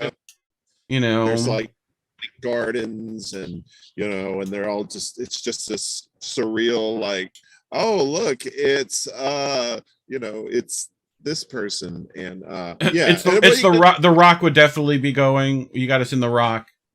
Like, just go to Death Valley. It's the same shit, and it's what's those places where they did the Gorn? What's those 50 rocks? miles out. Yeah, it's cold as ass during the night. You'll get burned as hell during the day, but you can still build domes out there and stuff. Yeah. Kind of like a. No, you can't stop radiation out there. By the way, so this is a pipe dream. They'll microdose. They'll be fine. Yeah. Microdust. They'll do what they do. But microdose, yeah, that's a whole other thing. All the psychedelics and the move into that from the commercial sector. I mean, they see a huge cash grab going on with that. Gentrification of drugs. That's what they've done. It's unreal. I mean, no, Yeah. well, it's not just gentrification, but it's corporatization of drugs. They're trying to figure out how to get the drug companies involved, and how do we get in on this, and how do we control it before the rest of the world and the rest of the country figures out how to commercialize it. Your dank nugs brought to you by Philip Morris. That's Pfizer nugs. That's right. Yeah. They absolutely want to bring you. that was my medicated thing. nugs. So we've been seeing this go around our circles that marijuana actually does block COVID, 19 from getting into human cells, right? Florida has medical marijuana, right? If DeSantis wants to, I think he has the power of adding COVID to the list of approved things. So here's hoping, because if he really wanted to, stick it to the libs, that's a move, so, but he has to have a couple of weed stocks that get bumped up from doing that. So, but I called it who knows? Derna. Yeah. Derna. Gonna get pot sponsored by Pfizer. Everything else is getting sponsored by Pfizer these days. Why not, right? Moderna's in a close second. They're trying. They're kind of like Pepsi and Cola, right? You just only have to put if you're sponsored by RT at the bottom of your, not Pfizer or Moderna or any of those things. So, we got another lizard person. Nice. That got me. I was like, what? Okay. That got me. It's another lizard person. Wait, what just happened? But that's like Bohemian Grove, like any of those things, if they talked about them, as far as Did you freeze him? No, he's there. He's there. He's got it. There. Does anybody ever believe that Alex Jones actually just got in there? Like he was able to sneak in there. Dude, it was him and Eddie Bravo, man. They were all super sneaky, Yeah. Eddie Bravo covered him in a few layers of rash guards, and like he went in, devices and had a couple of black geese that he had laying around. Like they just made it in there like ninjas, And how did they make it out? Like how did they get out of there? I don't know. I mean, I forget. It's been so long since I watched that bit on like him and Bohemian, but he got like film of stuff, right? Like of them doing some weird, funky rituals and stuff out there. That one and the Aaron Russo interview, one like the two things that made him famous. It's surreal. It's crazy. But like it's that's who the people want you to be worried about is someone that's so obviously like not serious that that's they want you to be afraid of, is that when, dude, I know 19 people just like Alex Jones right there at the bar down the street. Like, that's just welcome to the South. It's all right. You're never going to be able to buy weed unless you talk to people like Alex Jones. Right. That's never going to happen here. Right. Like Tyra just said before. I mean, you create Alex Jones. He's a crazy lunatic. Right. And then you tie all the real stuff into it and you deliver it. Dude, The Shining is not about the moon landing, bro. Just stop. You gotta ruin The Shining. It's a good movie. It's like a Friday news every day. Like they're just trying to let it out. Friday news dump. They wait till Friday 5 o'clock when everybody's going home for the weekend. They always drop the worst news on you, and they're just hoping people don't pay attention to it. And that's essentially what they're trying to do. And they're washing it through all of these other outlets. And they're saying again, look, I hate to say it, but they're even using Jimmy in that way. Look at all the stuff Jimmy's doing to question what's happening with the science and with the lack of logic that's being applied and lack of consistency. That's very nice, Warren Lizard. Yeah, that's from Enemy Mine. Yeah, that's Enemy Mine. And they're using it to try to dismiss the messaging of the house. That's the inspiration for Darmok and Jalad at Tanagra. That's an old. Nice. Carl's got the Alex Jones thing. The song. Oh my god! I've never sat down and watched any of his stuff. I guess that looks like the TYT studio for a second, but what's the Carl? He's got him on the screen right there. Oh, like that to me is Alex Jones' show. Is just him yelling. I just hope you're not going to get our channel pulled here by putting a guy who's from YouTube it's small on, enough. I don't think so. Nah, it'll be fine. Yeah, But wow, it's just kind of weird to share a screen with Alex Jones. I have to say. It is. Yeah. You were on a panel with Alex Jones. Wow. Thanks for that. I'd be taken out of context. I mean, Jimmy did get to spit take his tea at him, which is I would have killed for that opportunity, but it's just funny. Like that's the stuff like the Jimmy gets his stuff pulled for medical misinformation, yet Rachel Maddow's blatant lies on it, or it's what was it in the story today where it talked about the worst misinformation is government approved misinformation, right? Where they get something wrong and then we're stuck dealing with it later. Like the crazy thing is the gaslighting. Like if you ever had a position to be able to question any one of them, like CNN or whatever, they would look you straight in your face, like, no, that's not what you think it is. No, what we're saying is right. I'll let you guys know how it's going, but I'm suing. Remember, I'm suing the New York Times for privacy. They accidentally printed my social security number. First national story. Yeah. So it was online for like hours. So I'm still living the nightmare of when your social security number is on the front page of New York Times. They put your mother's maiden name out there too. I mean, exactly right. They put my congressional ID in back then. They put it on there without blocking it out. And so anyway, it's a privacy lawsuit. So I'll know later this month. That was the article where they put the hometown where you first had your first kiss and your favorite band. I remember. Yeah, I remember. Well, that was all summer. That took all summer for them to go back, because I'm old. So they had to go way back. Literally. They had to find the microfiche that's, in some library, like back at, Microfiche. Password question. That's right. Yeah. Or computers. Yeah. They got to go through those old newspapers. Dating all these Gen Xers here. Hey, I am not joking. They did interview my high school boyfriend. I am not joking. The New York Times called my high school boyfriend and my high school drama teacher. Hopefully they both had good things to say about you.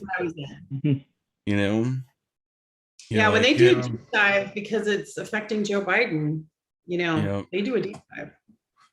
Wow. And they're also under orders from Anita Dunn and Time's Up. And, oh, God. They come from on high, and then that comes from network presidents who get calls from chiefs of staff. And a lot of times that happens from a cell phone, and that's not actually traced, and it's not on the public record, but it actually does happen. And it's not a conspiracy theory when it's actually proven to. It's more like conspiracy fact. Yeah, I had people call me and tell me that there were people knocking on their doors that are at places I used to live 20 years ago. like on, the street where I used to live. And so I don't know if anyone here has had anything like that happen or similar, but it's quite invasive and quite weird. Wasn't Joe Rogan thinking about suing like the New York Times and stuff like that at one point? I don't know why he didn't go through with that. It was CNN or one of them. Yeah, and I think it was. We should all sue everybody. I don't know. Yeah, just make it a class action. Go call up who's that Aaron Brockovich. Go call her up and have her do a big class action with you, Joe, Jimmy, yeah. And what's going on with the Sally Albright lawsuit? Because certainly the troll farms have been out there. Oh yeah. She well, where that is, it's in discovery. It's just about to discovery. It's just in line because of the federal courts are all backed up because of the January 6th stuff. So it's, I'm suing her for the, and I'm not usually like this. I'm not like a litigious person. This is just, there's a lot that happened and it was pretty damaging. So, but anyway, but the discovery process is coming. And that's what the judge will rule on. And that's important because we'll find out who's paying Sally Albright and the trolls. And that would be interesting because that troll farm goes after all the Bernie Sanders supporters and they go after kind of any lefty. Yeah. So. Yep. They're the narrative managers for the Democratic Party for sure. But the great thing about them is that they're predictable, like so predictable. They use the same talking points. They get every thread. Yeah. So it's easy to spot them. Yeah. I mean, I remember, like the when Correct the Record was like during the Bernie campaign when we were having to deal with them on Reddit and deal with them, practically everywhere. So. It was easy to spot. It was easy to spot the bot in that regard, because it was the same. Really, America is one of the places, the super PACs, but Justice Dems, some of those they're going to start gearing up again. So get ready for the summer because all of you are going to get loads of unwanted emails that will go right into my spam folder. And it's exactly what they do. They give it these dystopian names that are the exact opposite of what they actually are to kind of fool the average person that, that sounds pretty benign, but correcting the record. Well, I definitely want them to do that, except that we all know that they're doing the exact opposite. Keeping them dishonest. You want to see some craziness? Look at any video on like a mainstream, like a CNN or MSNBC. Covering like a Biden speech, just go through the comment section. Oh, the fawning is well. Again, that's what we're talking about. Those troll farms, they also are putting up positive comments. The 200 positive thumbs ups that there are against the 2,000 negative dislikes on corporate media on YouTube. That's a lot of those farms. Yeah. And isn't it sad they have to pay someone to like them because nobody likes the Democrats right now. Please clap. They're making so much money they don't care. They don't care. They just pay for it. Like, there's a bunch of money. Please clap on a whole party scale. Like the whole party is saying, "Please clap." I wouldn't put it as just trolls because I'm pretty sure there's a lot of people who vote Democrat that have a good feeling about Joe Biden. They feel he's made some missteps and whatever, but because you got to think about it. If you're someone who is, six figures, whatever, like, why do you care about all this stuff? Like fuel prices, irrelevant. You're working from home and you don't care about the little increase in that, like all the stuff that most people on the news talking about, that doesn't affect a lot of people who vote Democrat. So they're focused on their lives. They're focused on other things. I think the only thing that they can't escape is obviously is COVID. So that's one thing that people are frustrated about, being able to travel, go back to normal. But the other stuff, I think they're isolated from it. They're not really paying attention, Well, it's not that they're not paying attention. It's that the networks they watch are specifically steering people away from any narrative that's questioning that. Yeah. Okay. 100%. And they're also running cover for him constantly. I mean, how many times look at the stuff he did today with the George Floyd stuff. I mean, did corporate media run with that? Not really. I mean, the Kamala Harris cringe stuff. I mean, I think many aren't even watching the news though. Like I didn't watch the news for 95% of my life. Right. Well, the average viewer is is right, over but the 65, right? 75-year-old that right, 65 or whatever, the seniors that are trapped at home, and then they're all watching it right now. They're glued to it. They can't get away from it. I mean, I live in DC. Everyone here watches MSNBC. Yeah. So, They so literally it's put the like whole left back to It's like sleep. CIA Central at this point. But it's like even people who I would feel Their like satellite office. Yeah. CSNBC for intelligence, it's become their satellite office. Right. It's like an age group. People are older people have more assets. The newer generations don't have assets. A lot of people have assets. They have money tucked away in the markets and stuff like that. So they stay home. They're old. They stay home. They watch Fox News and they watch CNN and MSNBC.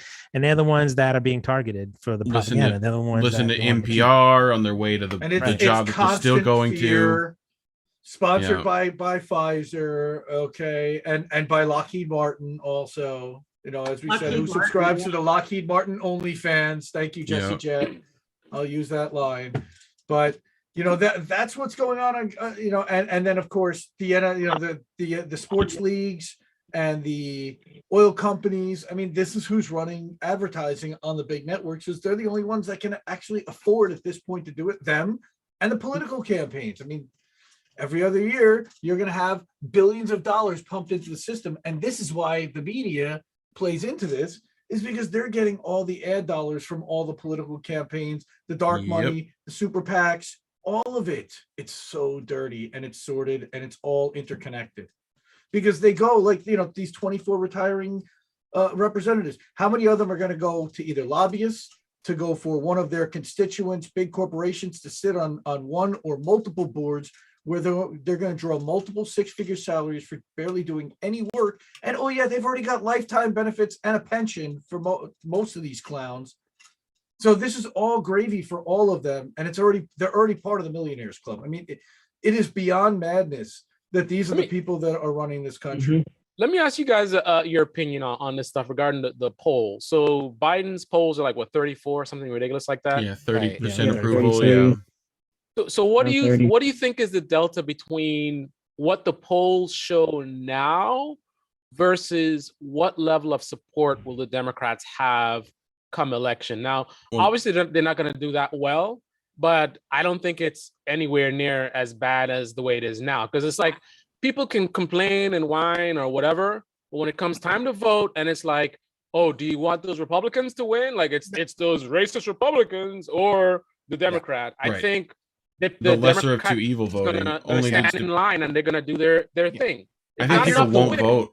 I tweeted this, like, people are gonna vote as far as voting for the GOP because out of spite, because people are pissed off at the Democrat Party right now.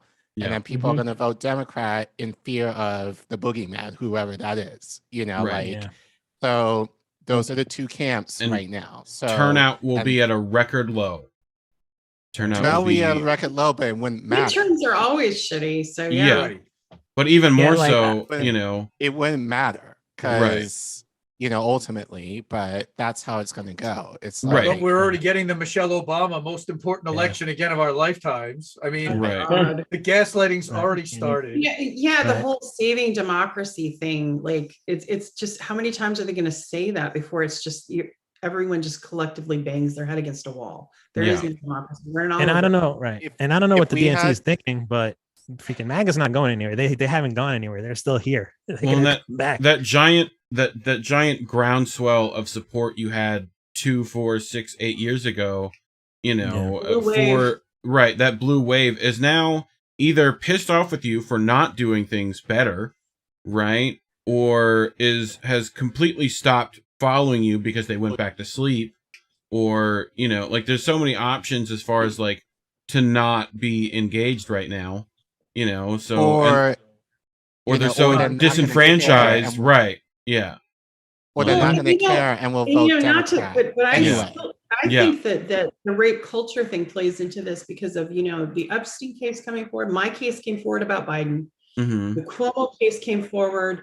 And I think the Epstein case, and even though they've been trying to suppress it, people are still got the feelings about Democrats that there's a lot they're hiding. There's a lot of corruption.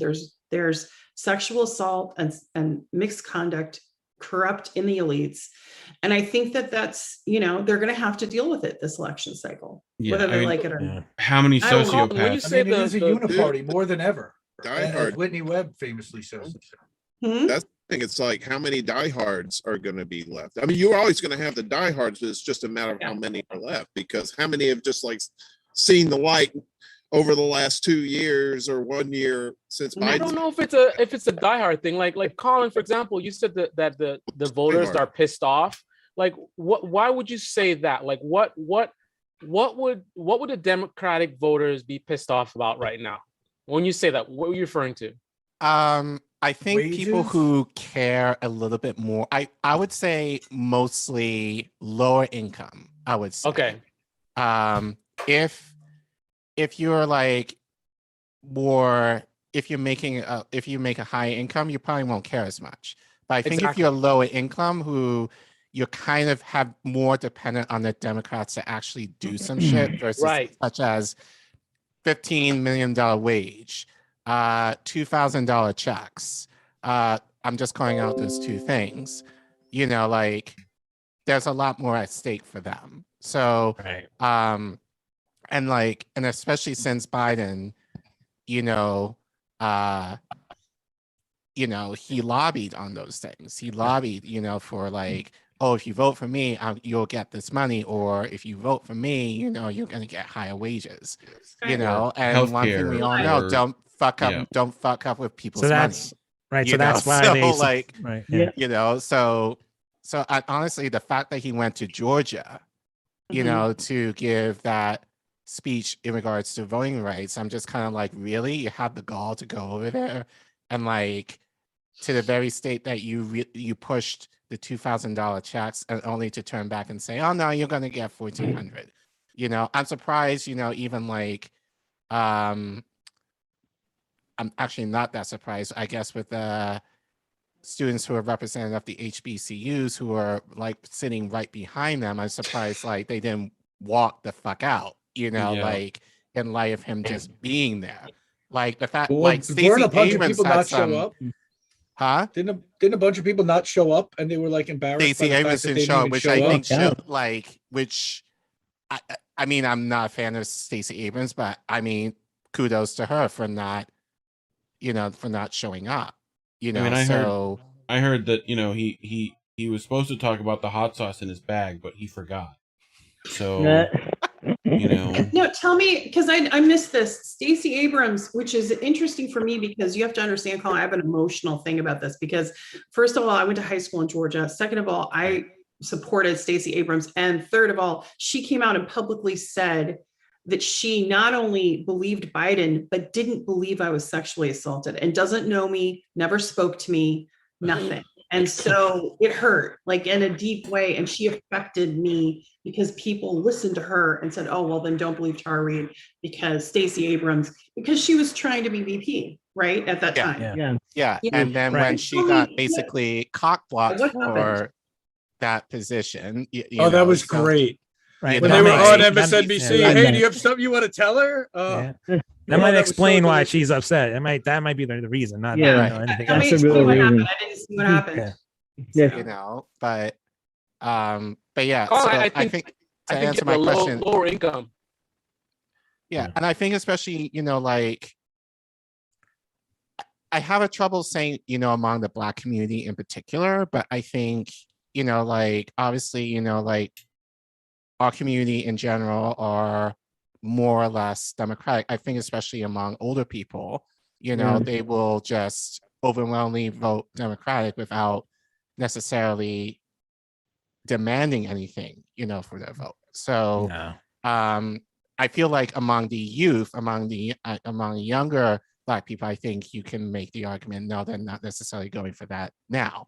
I think especially now, since I think they're more involved in social media and watching, more independent media. But yeah, I think, people who really counted on Biden to actually do something, who are the most desperate, and only to find that, oh no, he's not going to do any of the shit that he said he was going to do. I think, they basically have suppressed the vote, which is they will suppress him. why, again, Michelle Obama is coming out of the coffers now, like, and being like, you have to vote for the sake of democracy. Democracy, right? Yeah. Gotta save democracy. So my question to you back to this though is what did Stacey Abrams do? She was supposed to be there at that speech and she didn't show up? Yeah, I think she was Yeah, she supposed to didn't be show there up. just, I think as the face of Georgia. She said she had a because I think scheduling voting- conflict, but she doesn't clarify what the scheduling conflict is. Yeah. Right. Oh, so she didn't publicly, say anything. No, No, I think her, No, he it just was no didn't show up. statement. No, she's a party hack. She wouldn't do that. Yeah, pretty much. Yeah. Yeah, I mean, she's, Yeah, she's what going to do get in line. She took $5 million from Bloomberg for I know. her foundation. She's a party hack. That's what she is. She's Yep. bought. Yeah. She, Yeah, they're just trying to put super another thing. face on it, which is Yeah. Well, it unfortunate. reminded Because she me. did do some good things for voting rights again, but this is what the Democratic Party does. They take something that might even be the slightest bit pure, and then they sully it, destroy it, and then manipulate it for their own gain and change it to suit their message. I mean, Right. this is It only makes sense. again, you see it I on the do- right as well. Yeah, but we're seeing it from the Democratic Party more than anything, and their narrative managers are out and trying to silence anybody who calls that out, questions it, and points out how hypocritical and where the inconsistencies are. When And we'll I've been expect saying them for to, we'll expect them to like suppress the vote of anyone who's disgruntled about Biden administration. I've been saying for a long And- time that like they stand more in opposition. The Democrats stand more in opposition to progress right now than anyone else. And when people complain that we don't cover Republicans or we don't, the Democrats are who we should be yelling at. They're the ones who should be doing something but aren't. Yell at them both. Yeah. Yeah, you got one party that does nothing, the other party that does the wrong thing. So Right. It's crazy. Peter Dowd did a cool piece. If you read his Substack, and he talked about the illusion of this duopoly. It is an illusion, and I mean, enough people are talking about that. It's really the same party, right? Yeah, it's the same party, and the multinational corporations behind it are just like they're hedging their bets. They're like, okay, well, we're gonna do this. Put the money here. Team sport nonsense. Yeah, I mean that's why I've been recently changing my analysis of the Democrats to basically they're essentially a conservative party, because what I'm trying to change in terms of the way I look at them is I'm looking at their actions and ignoring completely their words, because their words don't mean anything. And if you look at their actions, it's conservative. It pull yourself up by your bootstraps, right? It's like Google it. government out of your way, other than mandates, of course. You figure it out, you do your Vaccine, thing. No I don't even think it's right? conservative. Like, what are they conserving either? Because they're continuing to give money to it's not like classic fiscal conservatism that they're doing. It's whatever. It's the bidding of the establishment. It's the establishment party. Whatever the money makers conservative in terms want. of like in terms of no social programs, Right. individualism, right? Yeah. Everyone let Bought you and do paid your for. thing. Government's gonna stay out of your way and you do your thing. Other Right. than mandates. That's the only thing they gotta Well, be. and government, like expenditures for big business to give them bailouts and corporate. corporate That's corporate GOP. welfare is okay. Yes.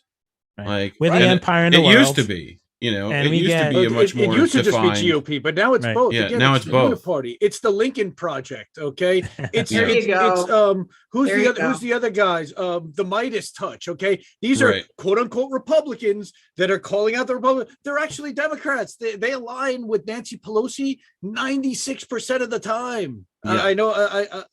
It's gross. And, Well, and like again, Manchin the Democrats are said that cheering on the Midas touch all day long. It's like, go, go, go. Guys, they're taking over your party. They're making your message insignificant. And this is what the Democrats just don't understand. Okay, Bill Kristol does not speak for Democrats or shouldn't speak for the Democrats, but yet his messaging is permeated throughout the entire Democratic Party. How is that? Yeah. Well, look at How the is media. The MSNBC, half of them are quote unquote Republicans, conservatives. There's just Right, you permeated. got Michael Steele, you got ex-CIA director Clapper, and you've got Nicole Wallace, who they're now calling a moderate or a left-winger because she said she said the word shit once on TV. Okay, Right. but she was George freaking Bush's press secretary. Are you kidding me? Yeah, she's a left. Look at and the worshipfulness of her over Cheney and talking about like remember when they were floating the Cheney Biden recent right. ticket On the liberal network. That was Yang. Yeah, Yang did that. Yang was retweeting that. Yeah, Yang was floating that. Oh, it reminds me of this pretty hard. Like the duopoly reminds me of back in the 80s when I used to be like into wrestling, and I used to remember like Roddy Piper was like enemies with Hulk Hogan, and then I'm at the airport one day, I'm at JFK airport, and I see Roddy Piper and Hulk Hogan going hanging out together, going on the plane, hanging out at the bar in the airport, and I'm like, this shit ain't real. What the hell is this? Just different plane for them. Way. They went on Lolita Express. They went on the Ric Flair Express. I don't think that they're hanging out with Marjorie Taylor Greene or with Lauren Boebert. I wouldn't say that those guys are all hanging out with each other. They're not buying beers from each other. But no, but you know what? Donald Trump, was at Chelsea Clinton's wedding. As well as a few other choice people. Yeah, her. And he was a Democrat. Right. Yeah, wasn't it Clinton? Trump to run? Right. So Bill? Yeah, but I mean that would be Bill.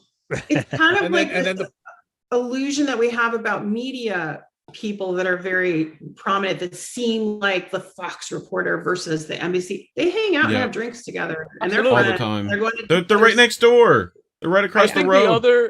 The other big scam, because this country is full of scams, is this whole animosity between the media and Trump.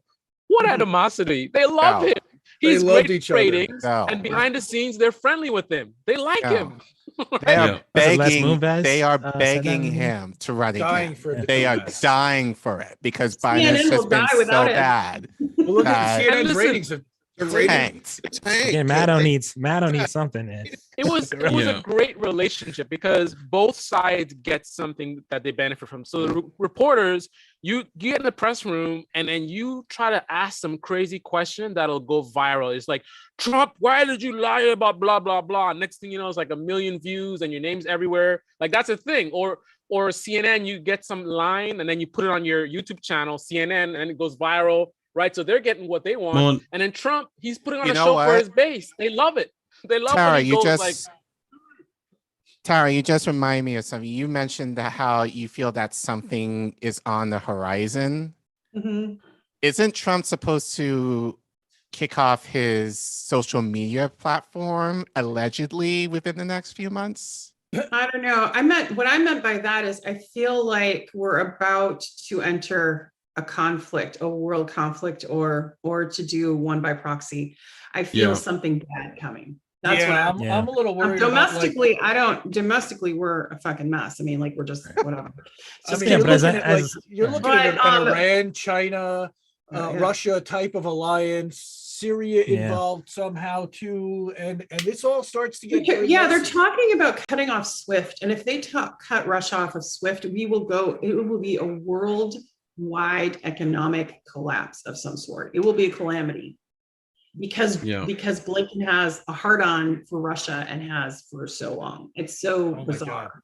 Maybe that's the wrong word to use, but whatever. He just says that Rocky movie on his days in the Obama administration, going back to his days at this hedge fund where he was pitching Silicon Valley to the military. That's what his job was for the last 3 years, was pitching defense contractors, on big tech.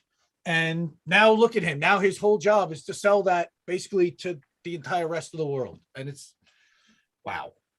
I mean, in recent history, I mean, we've never attacked anyone that could fight back. So do we really know? They're going to do proxy. Like Sweden just had a bunch of tanks in their townships. They're going to get a European country to there'll be a flare up, and we'll be behind it, but behind it. We'll wait for our own Pearl Harbor before we do anything. We'll have to have a few Americans die before we decide. That's part of every single war, pretty much. Like the last 5 wars we've had. Right. Remember the main. Yeah. I mean, it's just you could go again and again to. We need something to manufacture a consent on.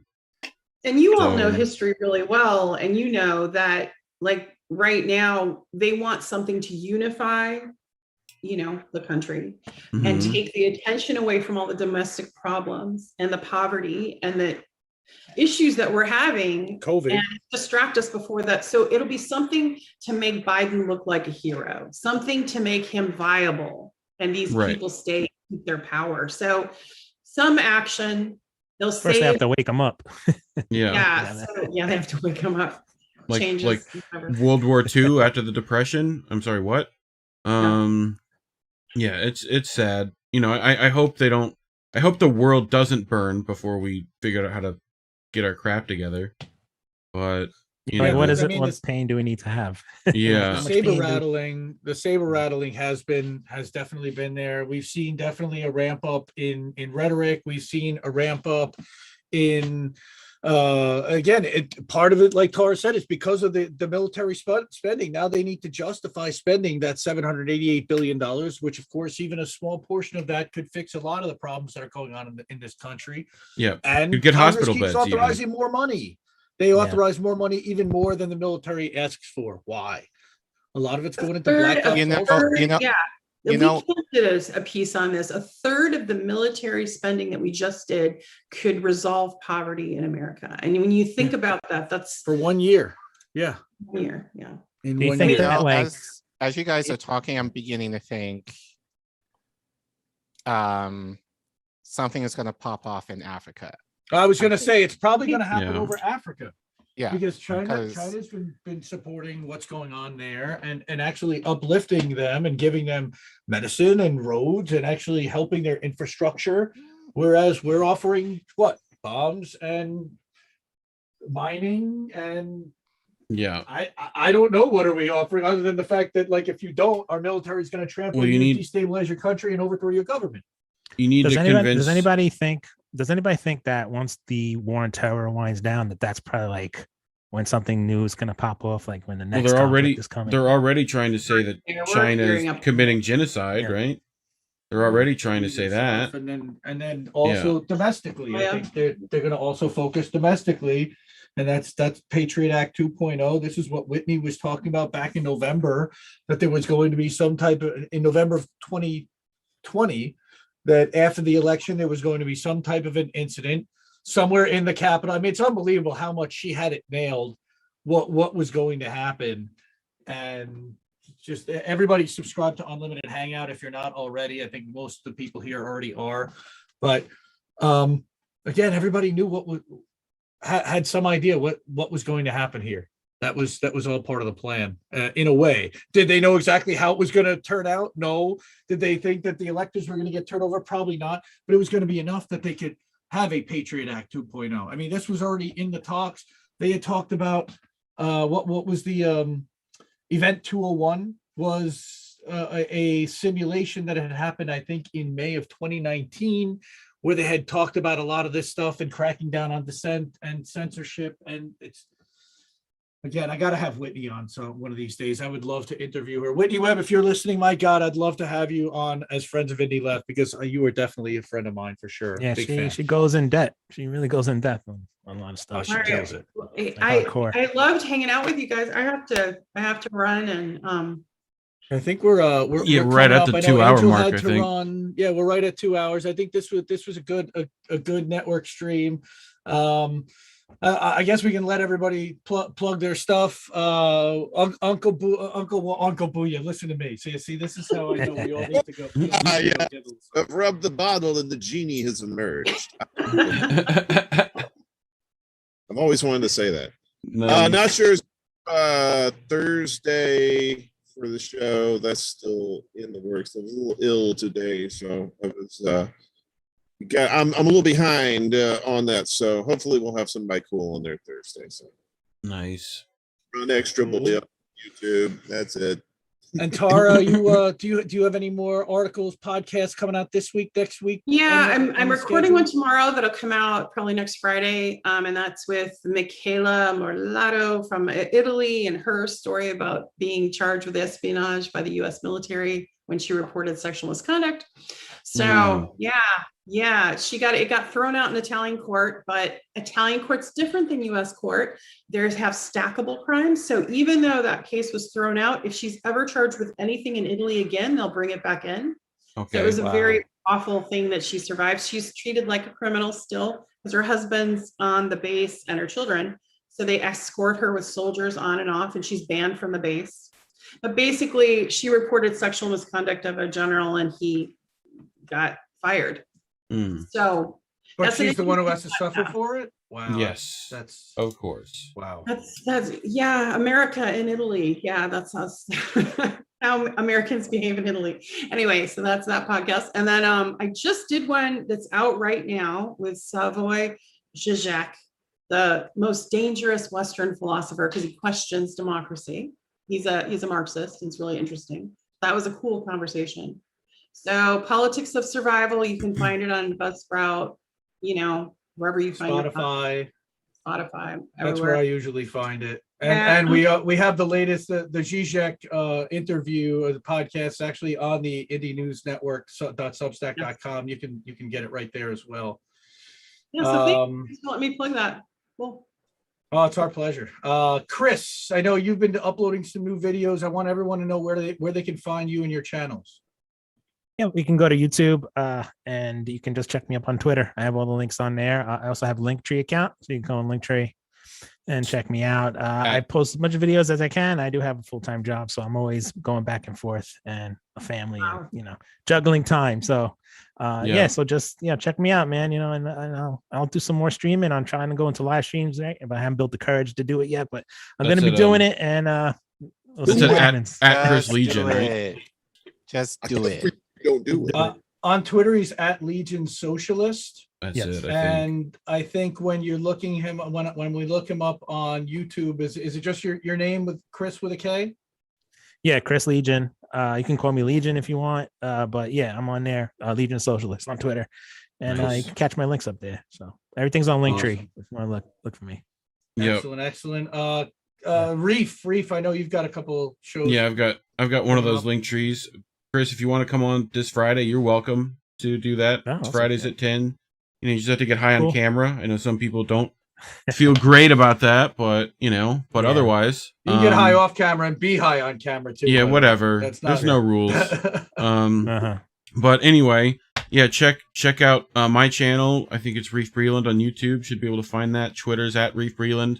Linktrees is Reef Breland if you know how to find those too. That's got my Ko-fi and Patreon if people want to hook me up with some weed money there. But if you want to hook up, TYT, or you can go do that if you want. I don't suggest it. But INN should be in the link tree down below somewhere if you want to find our Patreon for the channel. That would also be good. But yeah, that was that's all my stuff. So absolutely. Colin, again, I know you're still on hiatus, but everyone follow Colin on Twitter, Ogbana _ Colin with 2 L's. I've got a couple things going on also. Again, Colin, I'm sorry, I didn't want to cut you off. Anything else you wanted to? No, I will plan at some point, but definitely within the next few weeks, to upload content again. So I think I'm ready to kind of go back into this space again. So just needed some time, and then I had some family stuff that I had to take care of too. So but yeah, so definitely hopefully within the next month or so I'll be able to post on my channel Kumalo Mukwano. And in the meantime, if you can't wait, just follow me on Twitter just for the shenanigans I get up to on there. I wanted to shout out Blue Moon Red Wine Lucy. She's over in Argentina right now. Hopefully we'll get some cool content from her. That would be nice. The land of the penguins, as she calls it. Yeah. Hey, I forgot to tell you guys that I'm on Red Lettuce tomorrow. I'm not sure if it's live or if it's taped, but I'm on there with Caleb Muffin. So that'll be fun. Awesome. Nice. That's really cool. Well, it was nice meeting everyone. Thank you for being part of it. Appreciate it, guys. Yeah, I just wanted to plug How Do We Miss That Saturday nights at midnight. Of course, subscribe Independent Left News, Leftist.today Substack, Indie News Network Substack. Subscribe to the Indie News Network YouTube channel, Twitch. I'm on Odyssey also, Independent Left News. You can find me there. I'm basically everywhere at IND Left News, Instagram, Twitter, Facebook, you name it. You can follow the birdie everywhere. And that's it for tonight. Again, I thank everybody for hanging out. E. Heller, Lucky, and Human Love Solidarity, and Charlie Brown's Rebellion, and everybody who was here tonight. Really, thank you. Really appreciate the time. And this was a lot of fun. It's always good to be with family and want to keep doing this. So we'll see you guys again real soon. Have a great night, everyone. All right. Peace out. Bye, everyone. Thank you.